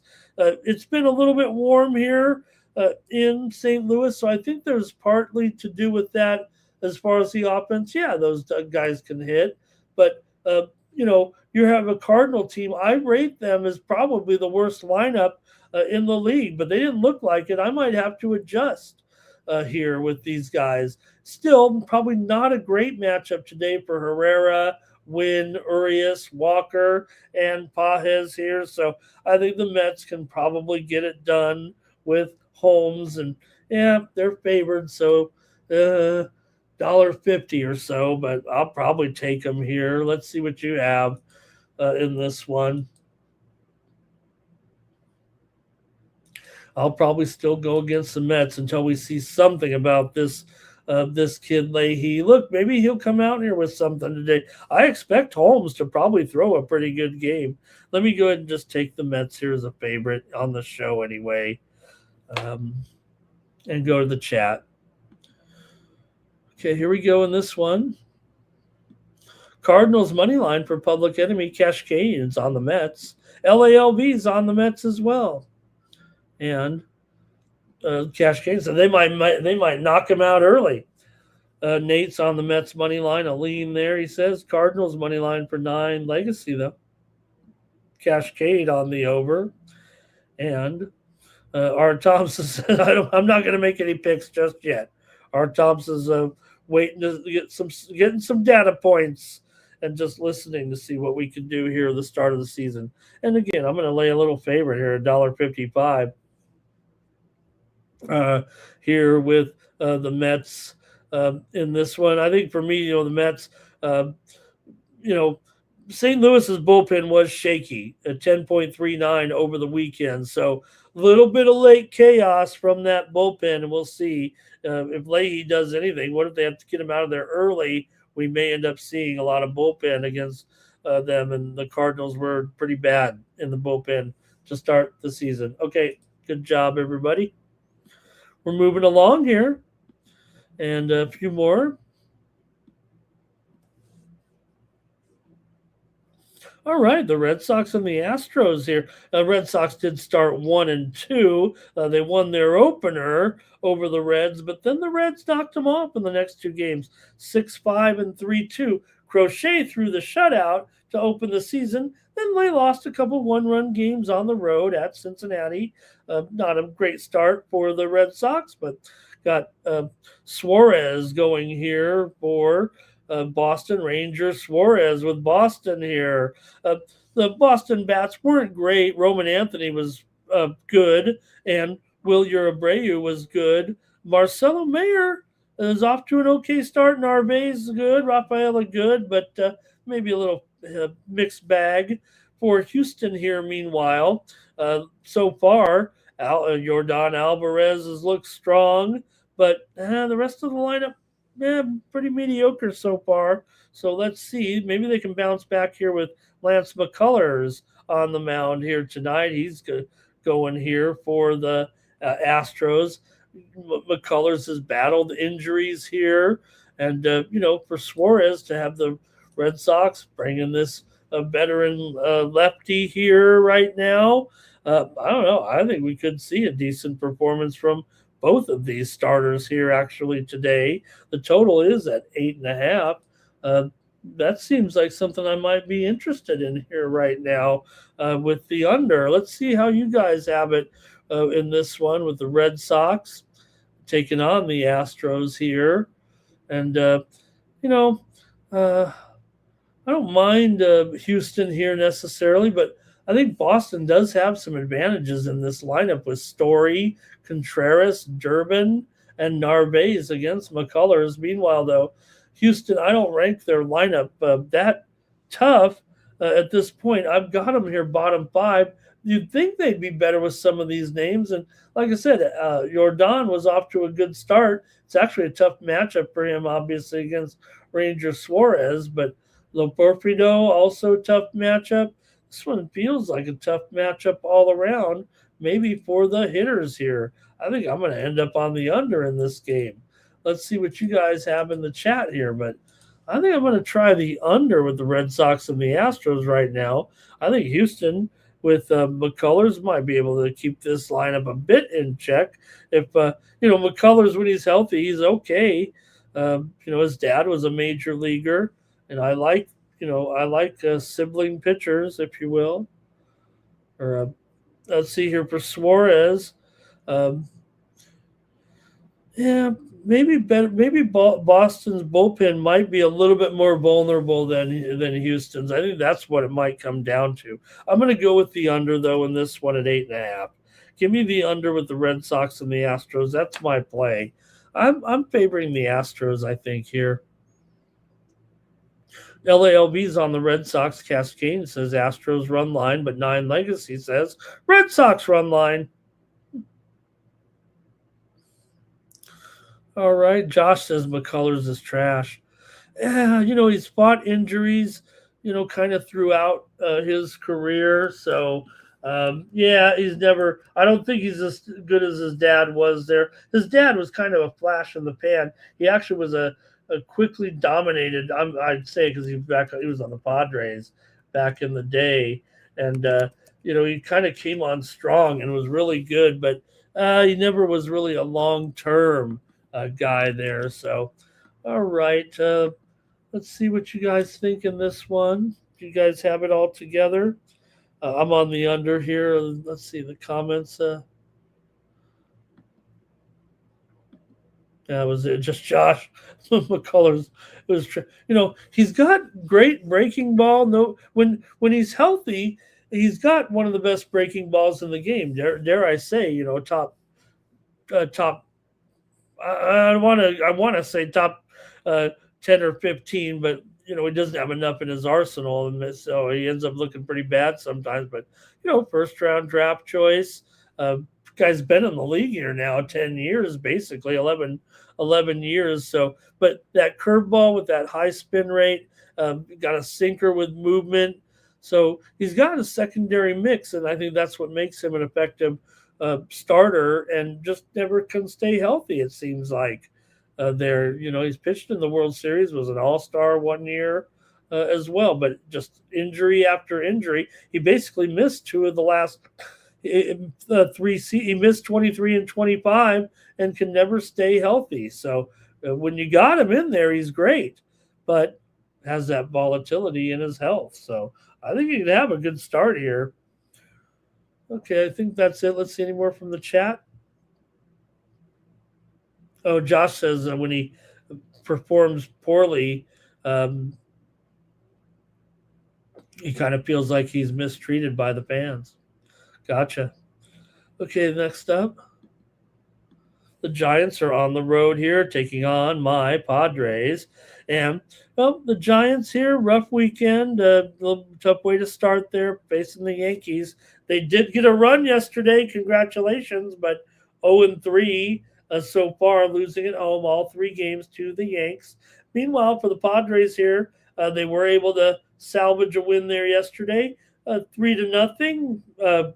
Hey, got a great pitching performance there yesterday from the Padres in the 3-0 win, shut down those Tiger bats as Randy Vasquez, the former Yankee, on just 90 went 6 innings, 91 pitches, 6 strikeouts and 3 walks, and the bullpen did the job there with Miller, and the Padres were able to get a win, so they didn't get swept. Walker Buehler goes here for the Padres. Landon Roop for the Giants. Don't bring me down, Roop. But Padres here, $1.15 here in this one. So that's something to, I would say a cheap price, because they're playing the Giants here, kind of a rivalry game. But right now, everyone's looking up at the Dodgers. No one's saying that anybody's ready to pass up the Dodgers here at this point. I think the Padres will have a slight edge with the sticks here, but not a huge mismatch for these two Padres here. I think, if anything, the Giants might have the better bats here against Buehler a little bit, with Chapman, with Elio Ramos, Adames, and Bettor as well. I actually might have a little bit of a concern for the Padres here in this one.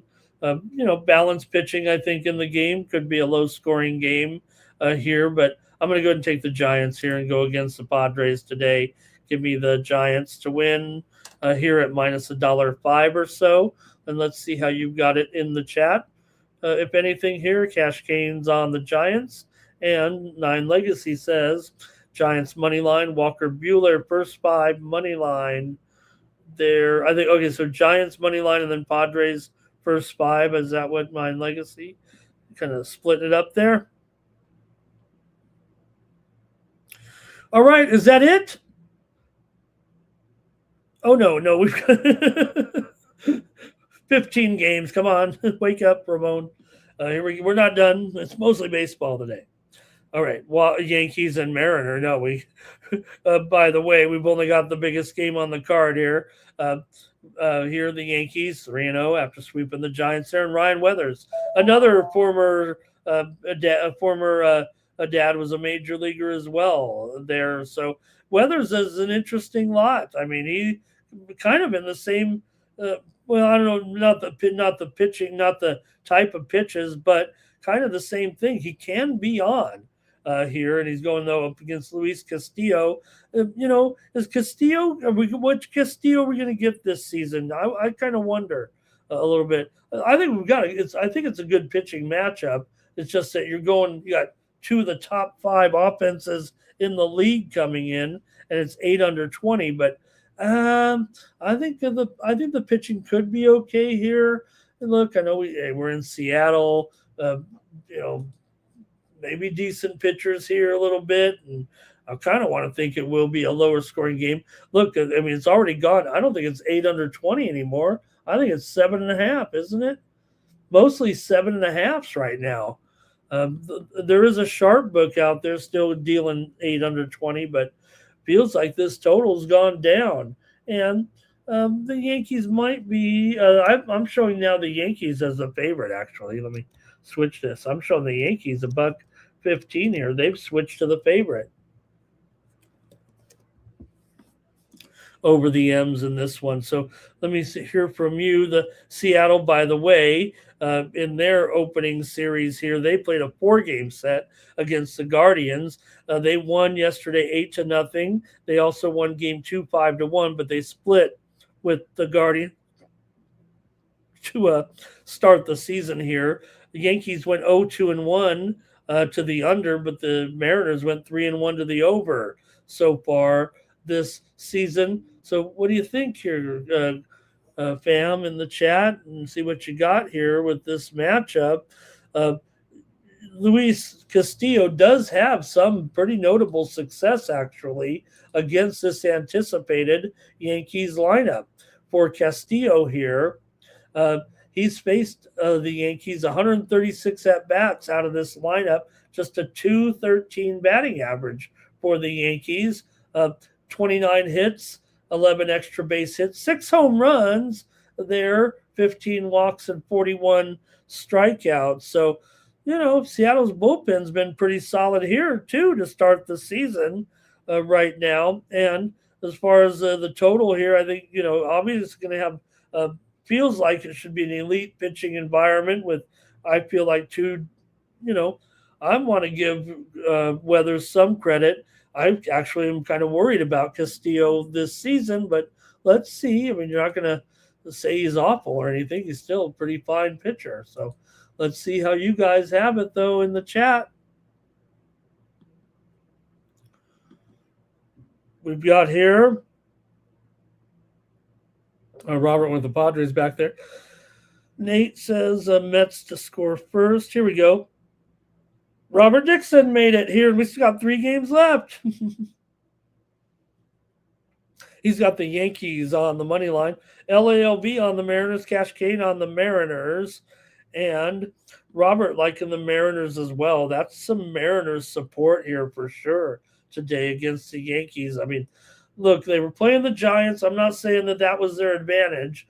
I think I also prefer Seattle here, and if you guys do too, I'm going to take them. I'm going to go with you guys here. I'm not blaming you. I'm taking it with you. Give me Seattle to win this one over the Yanks tonight with Castillo over Weathers here.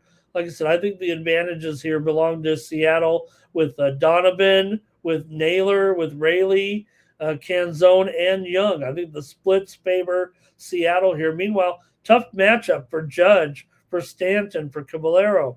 Tough matchup here. I'm going with Seattle. Tigers and Diamondbacks. Justin Verlander for the Tigers here, and Soroka for the Diamondbacks. Arizona went 0-3 to start the season here. Losses to the Dodgers, 8-2, 5-4, 3-2. So they lost a couple of one-run games in there, but still end up losing to start the season here. But I don't know, at home here, slight favorite against JV and the Tigers in this one. Showing it here, yeah, about $1.15, total 9. 9 flat, maybe 9 over. Here in this one for Detroit, did win 2 of 3 at San Diego to start the season there. For the Tigers here, their bullpen was really good over the weekend. Seems pretty like they're going to have a strong bullpen, but Arizona, they still probably have the better, do I dare say they have the better offense right now coming in? Maybe they're neutral, especially for this particular matchup. I don't know one way or the other here. If anything, I would think, here with this one that maybe we could see let's see. The bullpen, both bullpens are strong. Arizona's bullpen's done a nice job here. So if I say strong right now for the start of the season, anyway.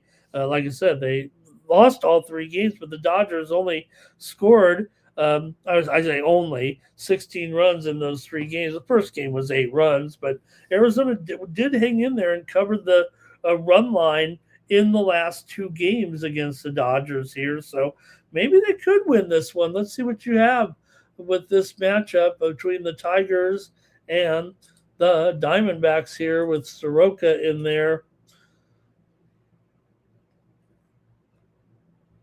I think I'm just going to go under here. I think these bullpens are going to be pretty good. Let's see what you got here in the chat. Diamondbacks for 9 legacy, and that's pretty much it. Oh, here's the D-bags for LALB. So some support for the Diamondbacks here. I'm going to take the under in this one with Detroit and Arizona. Give me the under here. Thank you to the chat. I know we're getting long here, so let me get one more in here. Here we go. Robert's on Arizona. Josh is on Detroit. So looks like a little 3-1 consensus there for Arizona. All right, next up, one more in the major leagues. And here we go with the Guardians. And, you got Messick here. Messick is an interesting prospect here, actually, for the Guardians coming in. Going to see what he has to offer, but you get the report here on him because he is an interesting prospect here coming in. Here he was a number 2 draft choice just a few years ago. He played at Florida State. He's not an overpowering guy right now. Fastball in the low to mid 90s. Moved up pretty good here through the Guardians system. He's a lefty here. And gets the start. Now, I don't know how deep he can run necessarily. Like I said, he kind of projects as a bullpen guy, but could be a back-end starter here with some strikeout upside. I mean, the way that Cleveland develops their pitchers, never doubt him here. But we'll see against this Dodgers offense. Now, Roki Sasaki, definitely some concerns here about him. It feels like coming into the season right now. You got Dodgers, obviously a top-tier team, but I don't know if Cleveland's necessarily overmatched just because of the overall matchup of this game with Sasaki, and we'll see. But Sasaki could be susceptible here. So far for the Dodgers, Ohtani not really doing much. Tucker also, these Dodger bats have been a big disappointment. Really, only Miggy Rojas is the only one doing anything. Cleveland, meanwhile, as Chase DeLauder, the MVP so far. Everyone's talking about DeLauder. Can he win the Rookie of the Year? He's got 4 home runs already. First guy to do that since Trevor Story, getting 4 home runs in the first 3 games of the season. Problem here is DeLauder, he has never been able to play a full season in his minor league career. He always gets injured, usually every year, leg injuries mostly, and he just never goes the distance. So a hot start, sure, for DeLauder. Maybe the player of the week, but we'll see what he can do long term here in this one. But let's see what you have here with the Guardians and the Dodgers. Am I in the right game here, you guys? Lost track here. Yeah, Guardians and the Dodgers.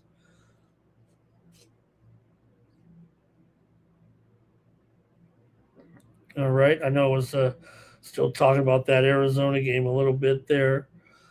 All right. Let's see, though, what you have here. I'll go to the chat, I think, first. For our final game, we did a good job here, it feels like. And, I don't know. I'm probably Dodger game. Just give me the over. Hopefully the Dodgers kind of break out of the slump here. Let's see, though, what you guys have. Okay, Dodgers for LALB. Nate says he's got the Yankees on the run line. And also,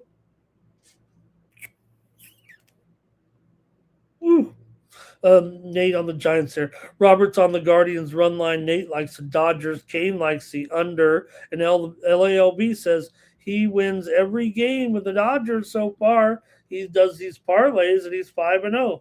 Thank you to LALV. Looking forward to that. Did I miss it?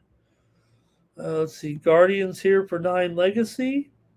I'm going to take the over in this one with the Guardians and the Dodgers. That's it for baseball.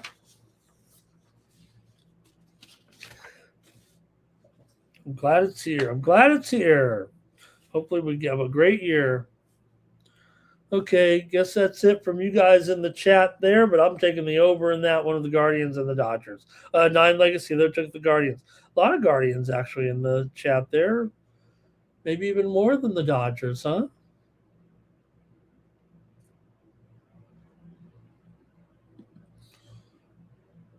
Okay, let's move to the NBA and we'll go over the 8-game card here. Give me just one moment.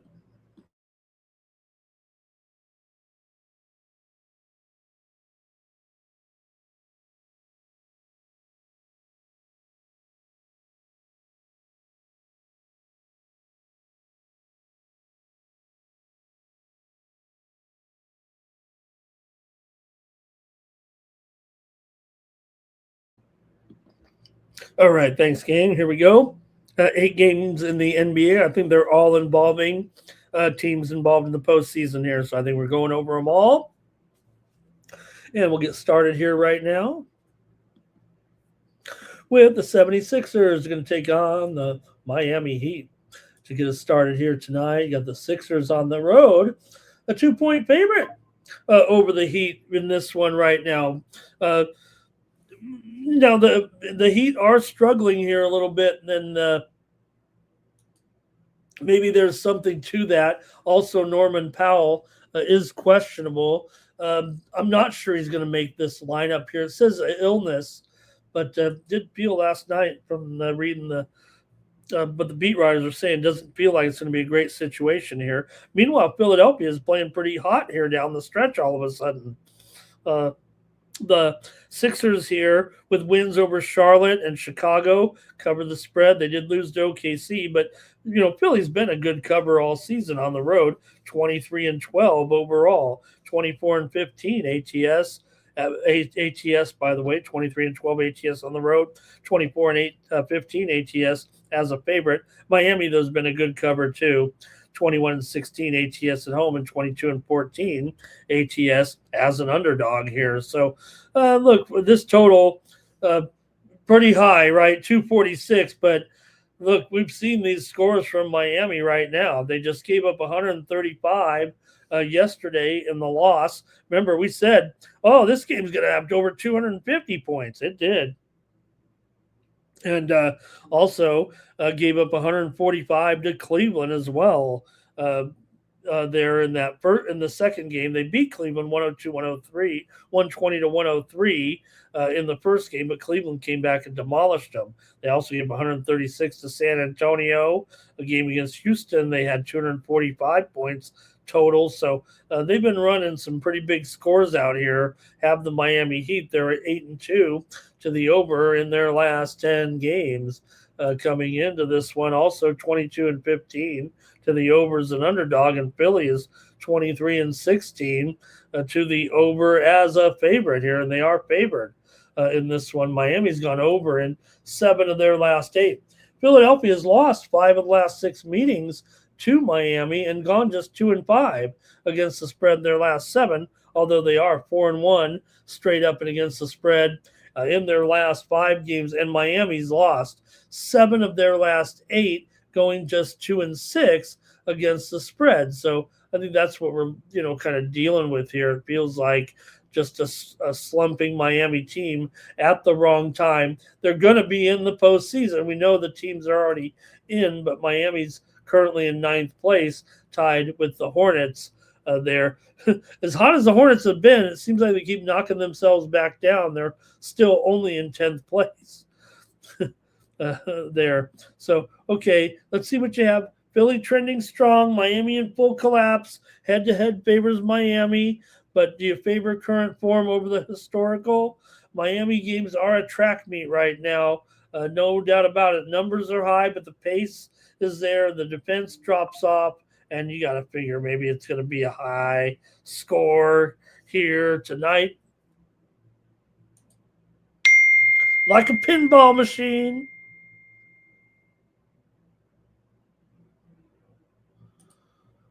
All right, let's see what you got in the chat, and then I'll make my call. I'm just going to make the call here right now. I'll take the over in this one with Philadelphia and Miami. Even at 246, I got to go over here. Steam play. Little steam coming in, huh? Major League Baseball. Twins and Royals, steam to the over. They're going to go. This one's going to go up to 10 runs here. I went with the under, but right now the steam's coming in on the over with Minnesota and KC. That's the early game. Don't forget, the total's going up here right now. I'm starting to see some 10s, and it's not Bo Derek, if you guys know who that is. Yeah, 10s all over there right now. 10s in a day game in Kansas City. Wow. Is offense about to go through the roof? All right, here we go. We got some plays here right now in the 76ers and the Heat. It's going to be Cash Kane says, boy, amazing. All of a sudden, here come the 76ers star players, and they're all healthy here all of a sudden. Yeah, and that'll do it, right, when you're starting to battle here. Right now, for the Sixers here, they are in 7th place. I think they can hold off the Magic. They might even be able to pass the Hawks or the Raptors, but they're in that battle, that what I've been talking about, that battle between the 5 and the 10 seeds. But I will say that there's a little bit of separation at the 7 seed with the Sixers. 2-game lead with 8 games to go. Anything can happen, but Sixers might get at least 7th, and that'll be good because then they'll advance into the playoffs. Okay, Cash Kane on the over. R. Thompson on the over. Robert is on the Sixers. Terrell says Philly money line. Says the Sixers are healthy and ready to go here finally. 9 Legacy took Miami, though, money line. And Terrell says he liked Bolero. And also Public Enemy is on the Heat on the money line, and I'll take the over for me in this one. Next up is the Celtics and the Hawks in a good one here. Boston winners of 3 straight. We know the Hawks have been cooking so much. They've been cooking. Have they been ever cooking, haven't they? The Hawks, 15-2 heater right now, 13-4 against the spread. They actually played Boston pretty well. They've covered 6 of the last 9 meetings between the two. So I'd say almost a matchup specific edge.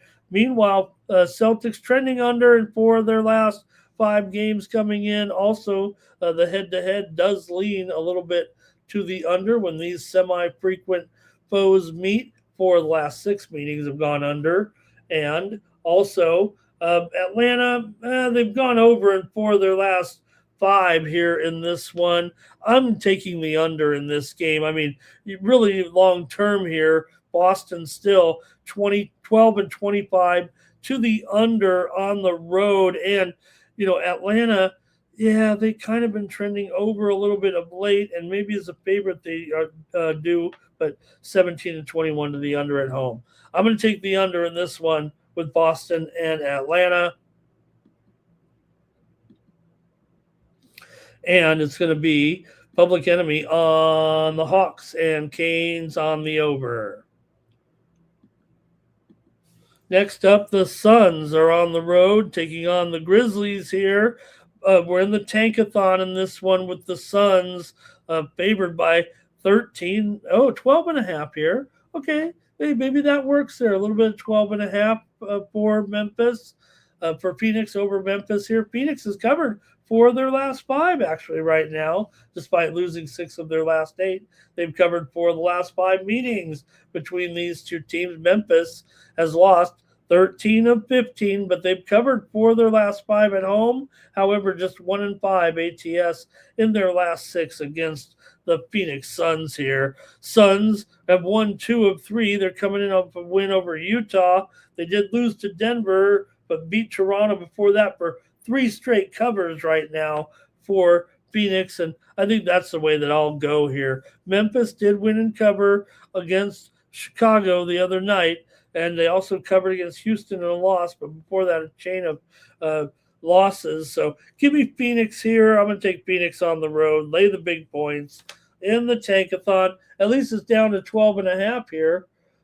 13 at Circa right now, so probably got to lay 13 today.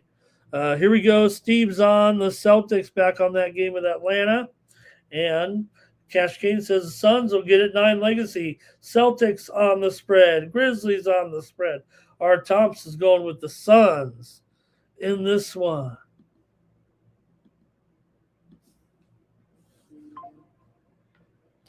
Bulls and Spurs NBA action here for Monday with San Antonio, big favorite here in the Tankathon. And can you stand it? Chicago here, losers of 3 in a row right now. In fact, they lost here too.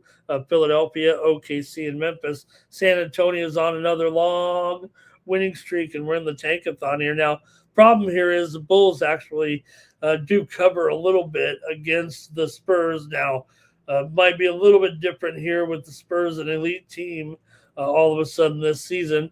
But still, Chicago 6-1 straight up and against the spread in their last 7 against them. Chicago, however, though, has lost 5 of their last 6. They've gone over in 5 of their last 6 as well. San Antonio here has won 8 straight, 4-2 ATS in their last 6 games coming in. They've won 12 of 13 at home and should be able to rock these guys, you'd think, here tonight.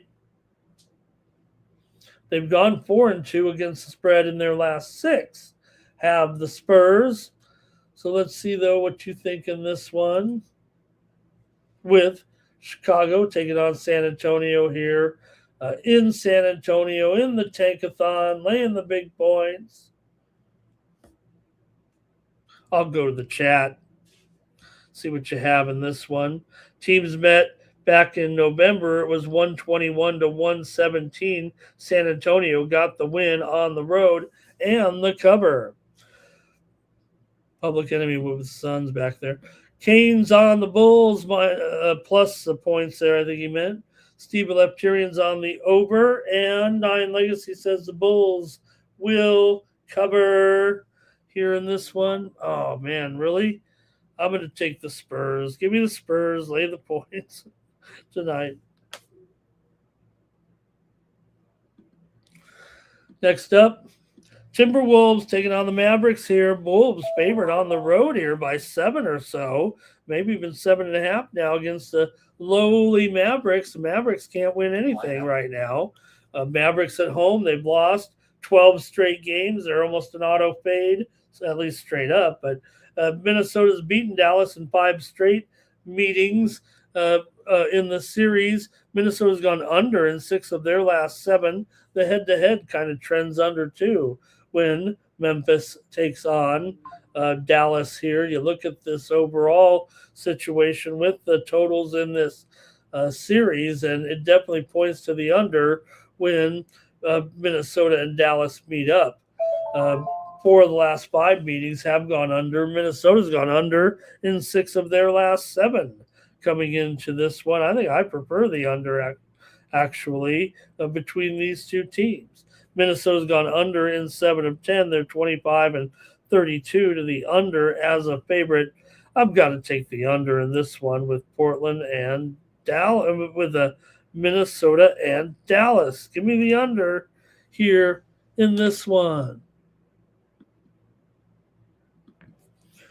All right, and we've got here, let's see, Public Enemy likes the Spurs to rock in that other game.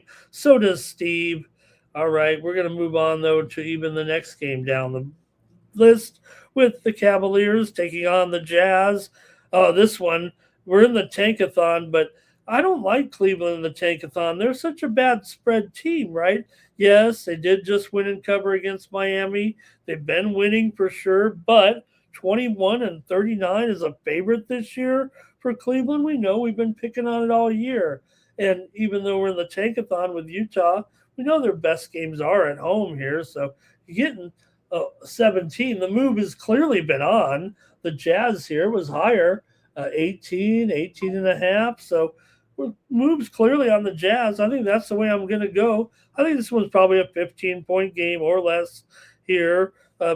Certainly the move is to the over here in this one. Man, it's gone from 242 and a half to 244. Not that huge, but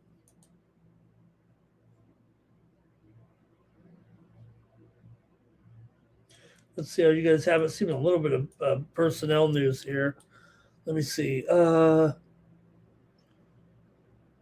Grayson Allen is questionable. That just in here. Grayson Allen questionable tonight for Phoenix. Okay, got that out of the way. But let's see what you got in this one here, because I'm probably just going to take the under. The widely reported steam did come in on the oops. No, I'm on the Jazz. Sorry about that. I got ahead of myself. I'm on the Jazz here in this one. Let's see what you guys have here.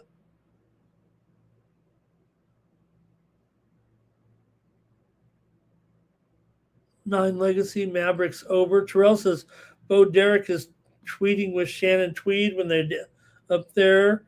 Let's see. Cavaliers have a bad spread record, but they beat bad teams as well lately, says Nine Legacy. This is one he would take the favorite. Steve likes the Utah and over. Okay, I see it there. Boy, I'm really getting old here with my eyes, I think. Go ahead and give me the Utah Jazz in this one. Let me keep it moving here right now. And next up, Pistons and Thunder here in this one with the Pistons. Now, tough one here, right? You have the Pistons yesterday, right? So the Pistons yesterday beat Minnesota, or 2 days ago beat Minnesota. They've been hot, no doubt about it. Wins over Minnesota, New Orleans, Lakers, and Golden State. They did lose to Atlanta at home, but still, Detroit's been hot. Now, the problem here is Oklahoma City played last night. They played pretty late, actually. Now, they are at home, no problem there. They were at home last night. They beat the Knicks 111 to 100 for a cover. Detroit comes in here with personnel issues, missing some of their key talent, including Jalen Duren. He's out. You don't want to go with the Pistons. Also, though, Robinson doubtful, Thompson questionable, Harris doubtful, Stewart's been out, and the Thunder have a relatively clean injury report for once. But feels like a lot of points. I'm going to take the under, though, as my play in this one with Detroit. And Oklahoma City here. I will go with the under. Oklahoma City's gone under in 10 of its last 14. 6 of the last 8 meetings between the two teams have gone under here. And not only that, Detroit's gone under in 4 of their last 6 games coming in. So I'm going to take the under here in this one. The steam came in on the under, but it's still only, well, it is 217 and a half. I better fix that. And we'll call it, I think we can safely call it 12 and a half here, if not 12. So clearly a move to the Pistons here in this one. The Pistons won in Detroit 124 to 116 back in February. They covered as they were 10 and a half point. That's not a cover.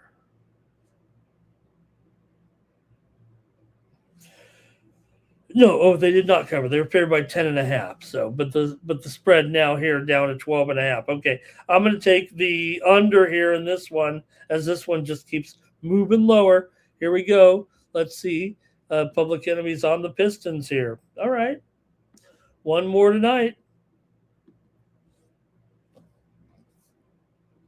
Wizards and Lakers here, with the Lakers at home in the Tankathon, favored by 15 and a half, even 16 and a half. Get it now. It's probably going to go up to 18 and a half, knowing what we've seen here on some of these Tankathon games. Lakers with back-to-back wins here to make things interesting over Indiana and Brooklyn. They went out and beat some real tough teams there, but the 0-4 against the spread for the Lakers is no laughing matter. in their last 4 games. Washington here lost 2 in a row to Golden State and Portland before lost to New York and Orlando here. So tough game here for the Wizards. I'm just going to take the Lakers in the tankathon in this one to get a blowout. Lakers are probably one of the better tankathon teams with that 27-18 ATS record as a favorite. Feels like they've been able to take care of some of these tankathoners. And for the Wizards here, they are just 14-23 against the spread as a dog and 20-39 to the under overall. So let me go ahead and take the under in this one. I mean, the Lakers in this one, and let's see what you guys have.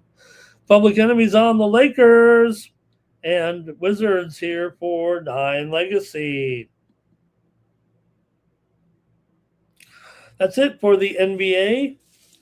We'll go over the hockey here for a 5-game card. I think I said 6 earlier, but it's 5. And we'll get rolling with it here. How about they're going to send that rocket to the moon here in a couple of days? That's going to be interesting. Wouldn't it be? I mean, I don't want to say anything awful. Let's just hope it's a great trip. But, given they need, what the world needs this. The world needs to see a trip to the moon right now. It's been since 1972, and maybe that will inspire countries here to be more cooperative. All right, let me go. I'm just biding time here trying to set up my hockey. Let's go to it. Just 5 games. Penguins and the Islanders here in a decent game here to get going. You got the Islanders winners of 2 straight right now. They were able to knock off Dallas and Florida. Meanwhile, for Pittsburgh, here coming in off of a loss to Dallas last time out. But the Islanders are favored here, $1.20 in this one to get the proceedings rolling. So let's see how you have it here, though, obviously, with this one here with the Penguins and the Islanders. Right now, standings very important here for the Isles. They are currently in second place, just 1 point ahead of Pittsburgh in the Metro right now. So, we'll see. Look, you got Sorokin, you got Archer Silovs in here, but I think it could be some goals, actually, especially considering Pittsburgh 25-18 to the over as an underdog here. Let's see how you have it. I kind of want to take the over, but let's see here. I'll go to the chat. See what you got here on a Monday night.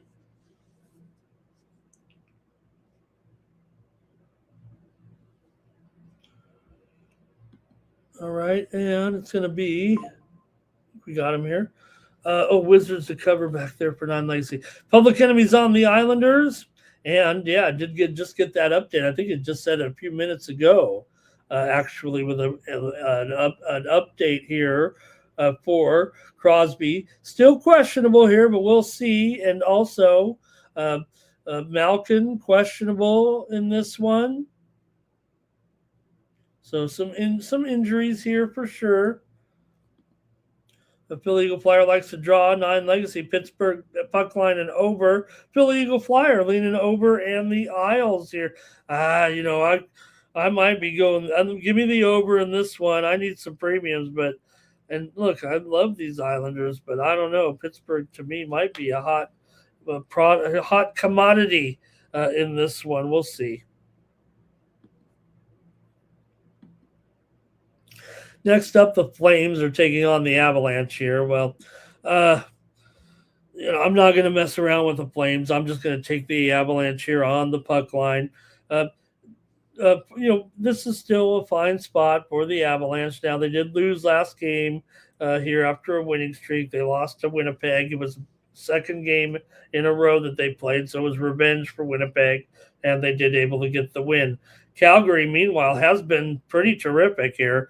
They've actually won their last game over Vancouver 7-3 and have been clicking here a little bit of late, have the Calgary Flames right now. So, we don't get too bent out of shape when they're winning, but still pretty nice job here right now for the Flames as they come in here, yes, on a 1-6 road skid, and they don't do well in this matchup either. losing 7 of the last 8. Colorado, number 1, 106 points. Flames, their road splits are bad. So I'm just going to take the Avalanche here in this one. Let's see here. Nothing in the chat. I'll keep moving. We're almost done with the show. Don't want to keep you guys too long here. We've been here 2.5 hours rapping about sports. Canucks and Golden Knights. In this one, the Golden Knights just fired their head coach yesterday. So they're serious about trying to finish up the season here right now. And they've gone with Tortorella here. Cassidy is fired, former Stanley Cup champion coach. But McCrimmon said, just got to make a change here late. And Tortorella comes in here to try to shake things up late in the season. Will that benefit the Golden Knights here tonight? I'm willing to bet on it, actually, and take the Golden Knights in this one at -1.5 over the Canucks.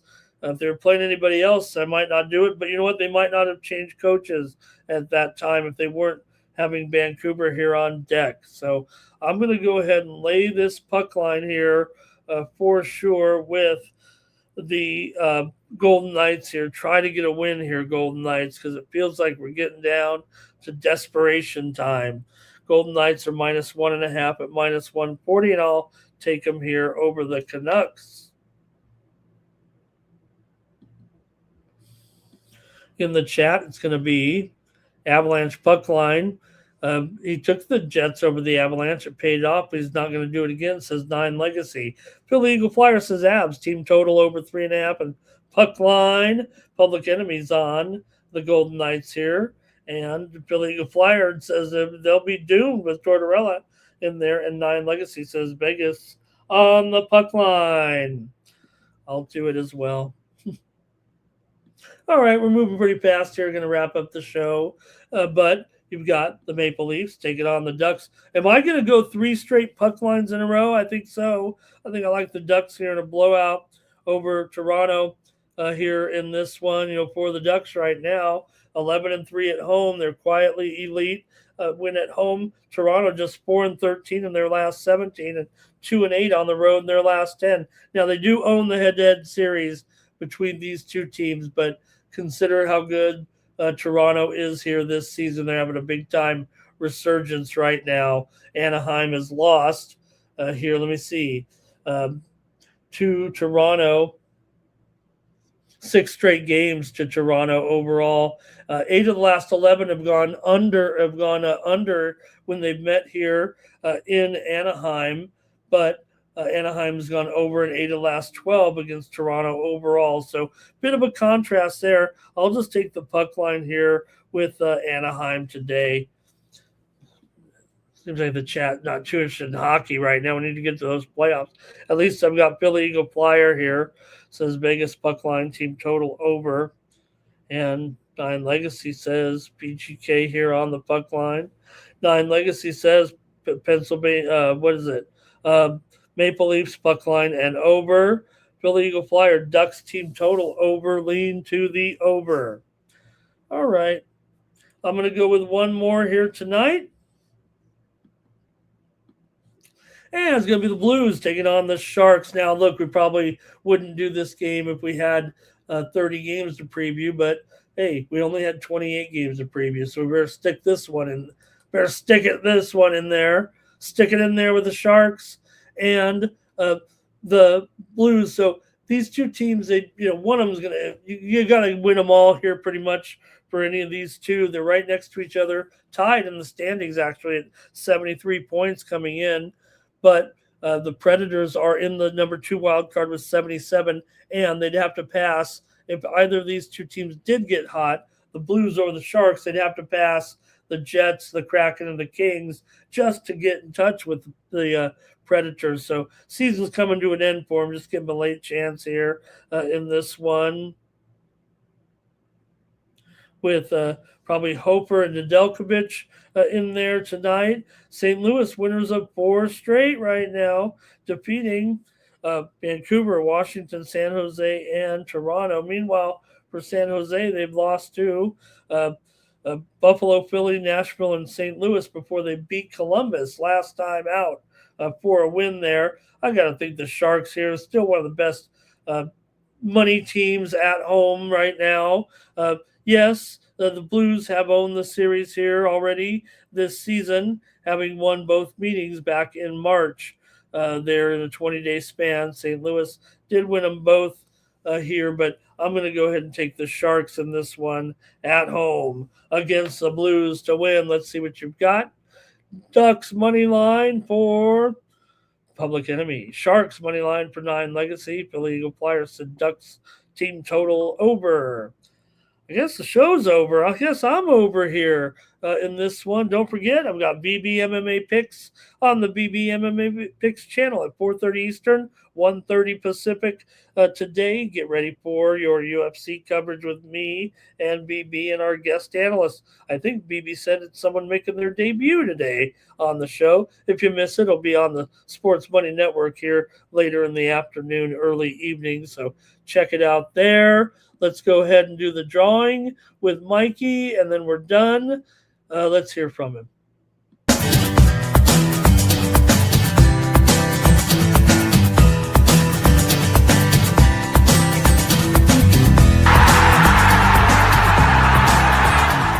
Hey, it's Mikey Money here, letting you know the Sports Money team is live on Winnable. Come check out our best bets. For a low monthly cost, you get the very best bets delivered instantly to your phone by text the moment they're locked in.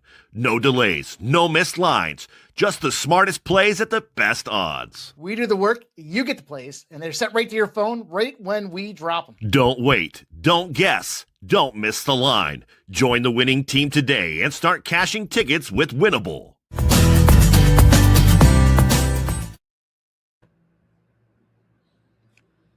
Okay, let's do the drawing here and see if anybody wants 1 month of plays from me. If not, you can give them away. You can just pass on it, but use the promo code WINNER if you win, and you get 1 month of plays from me over at winnable.com. The winner is M the Great. M the Great, the Wizard of Science. You know how it is. M the Great. Get signed up over there if you're not. I'll add a month. I know M the Great is with us already over there at Winnable. Thanks, everybody, for a good show. We'll be back tomorrow with more MLB. Also, more action in the NBA and NHL. That's going to do it. All right. Thanks a lot. Have a great sports betting day. We'll see you later on with the BB show and then tomorrow here as well. For the Sports Money Network, whoops. Hope I'm in there. For the Sports Money Network, I'm Ramon Scott. So long from Las Vegas. That's gonna cover, that's gonna cash. Then we make the 100-yard dash to the window. I don't know what you thought. It's Ramon Scott running so hot. Sports make money and we make money with sports money every single day. NFL, NHL, NCAA. Stay away from the juice, we might play a parlay. It's the morning steal. What? Ramon Scott, sports money. What? Wake your ass up and let's get to the money. Get to the money.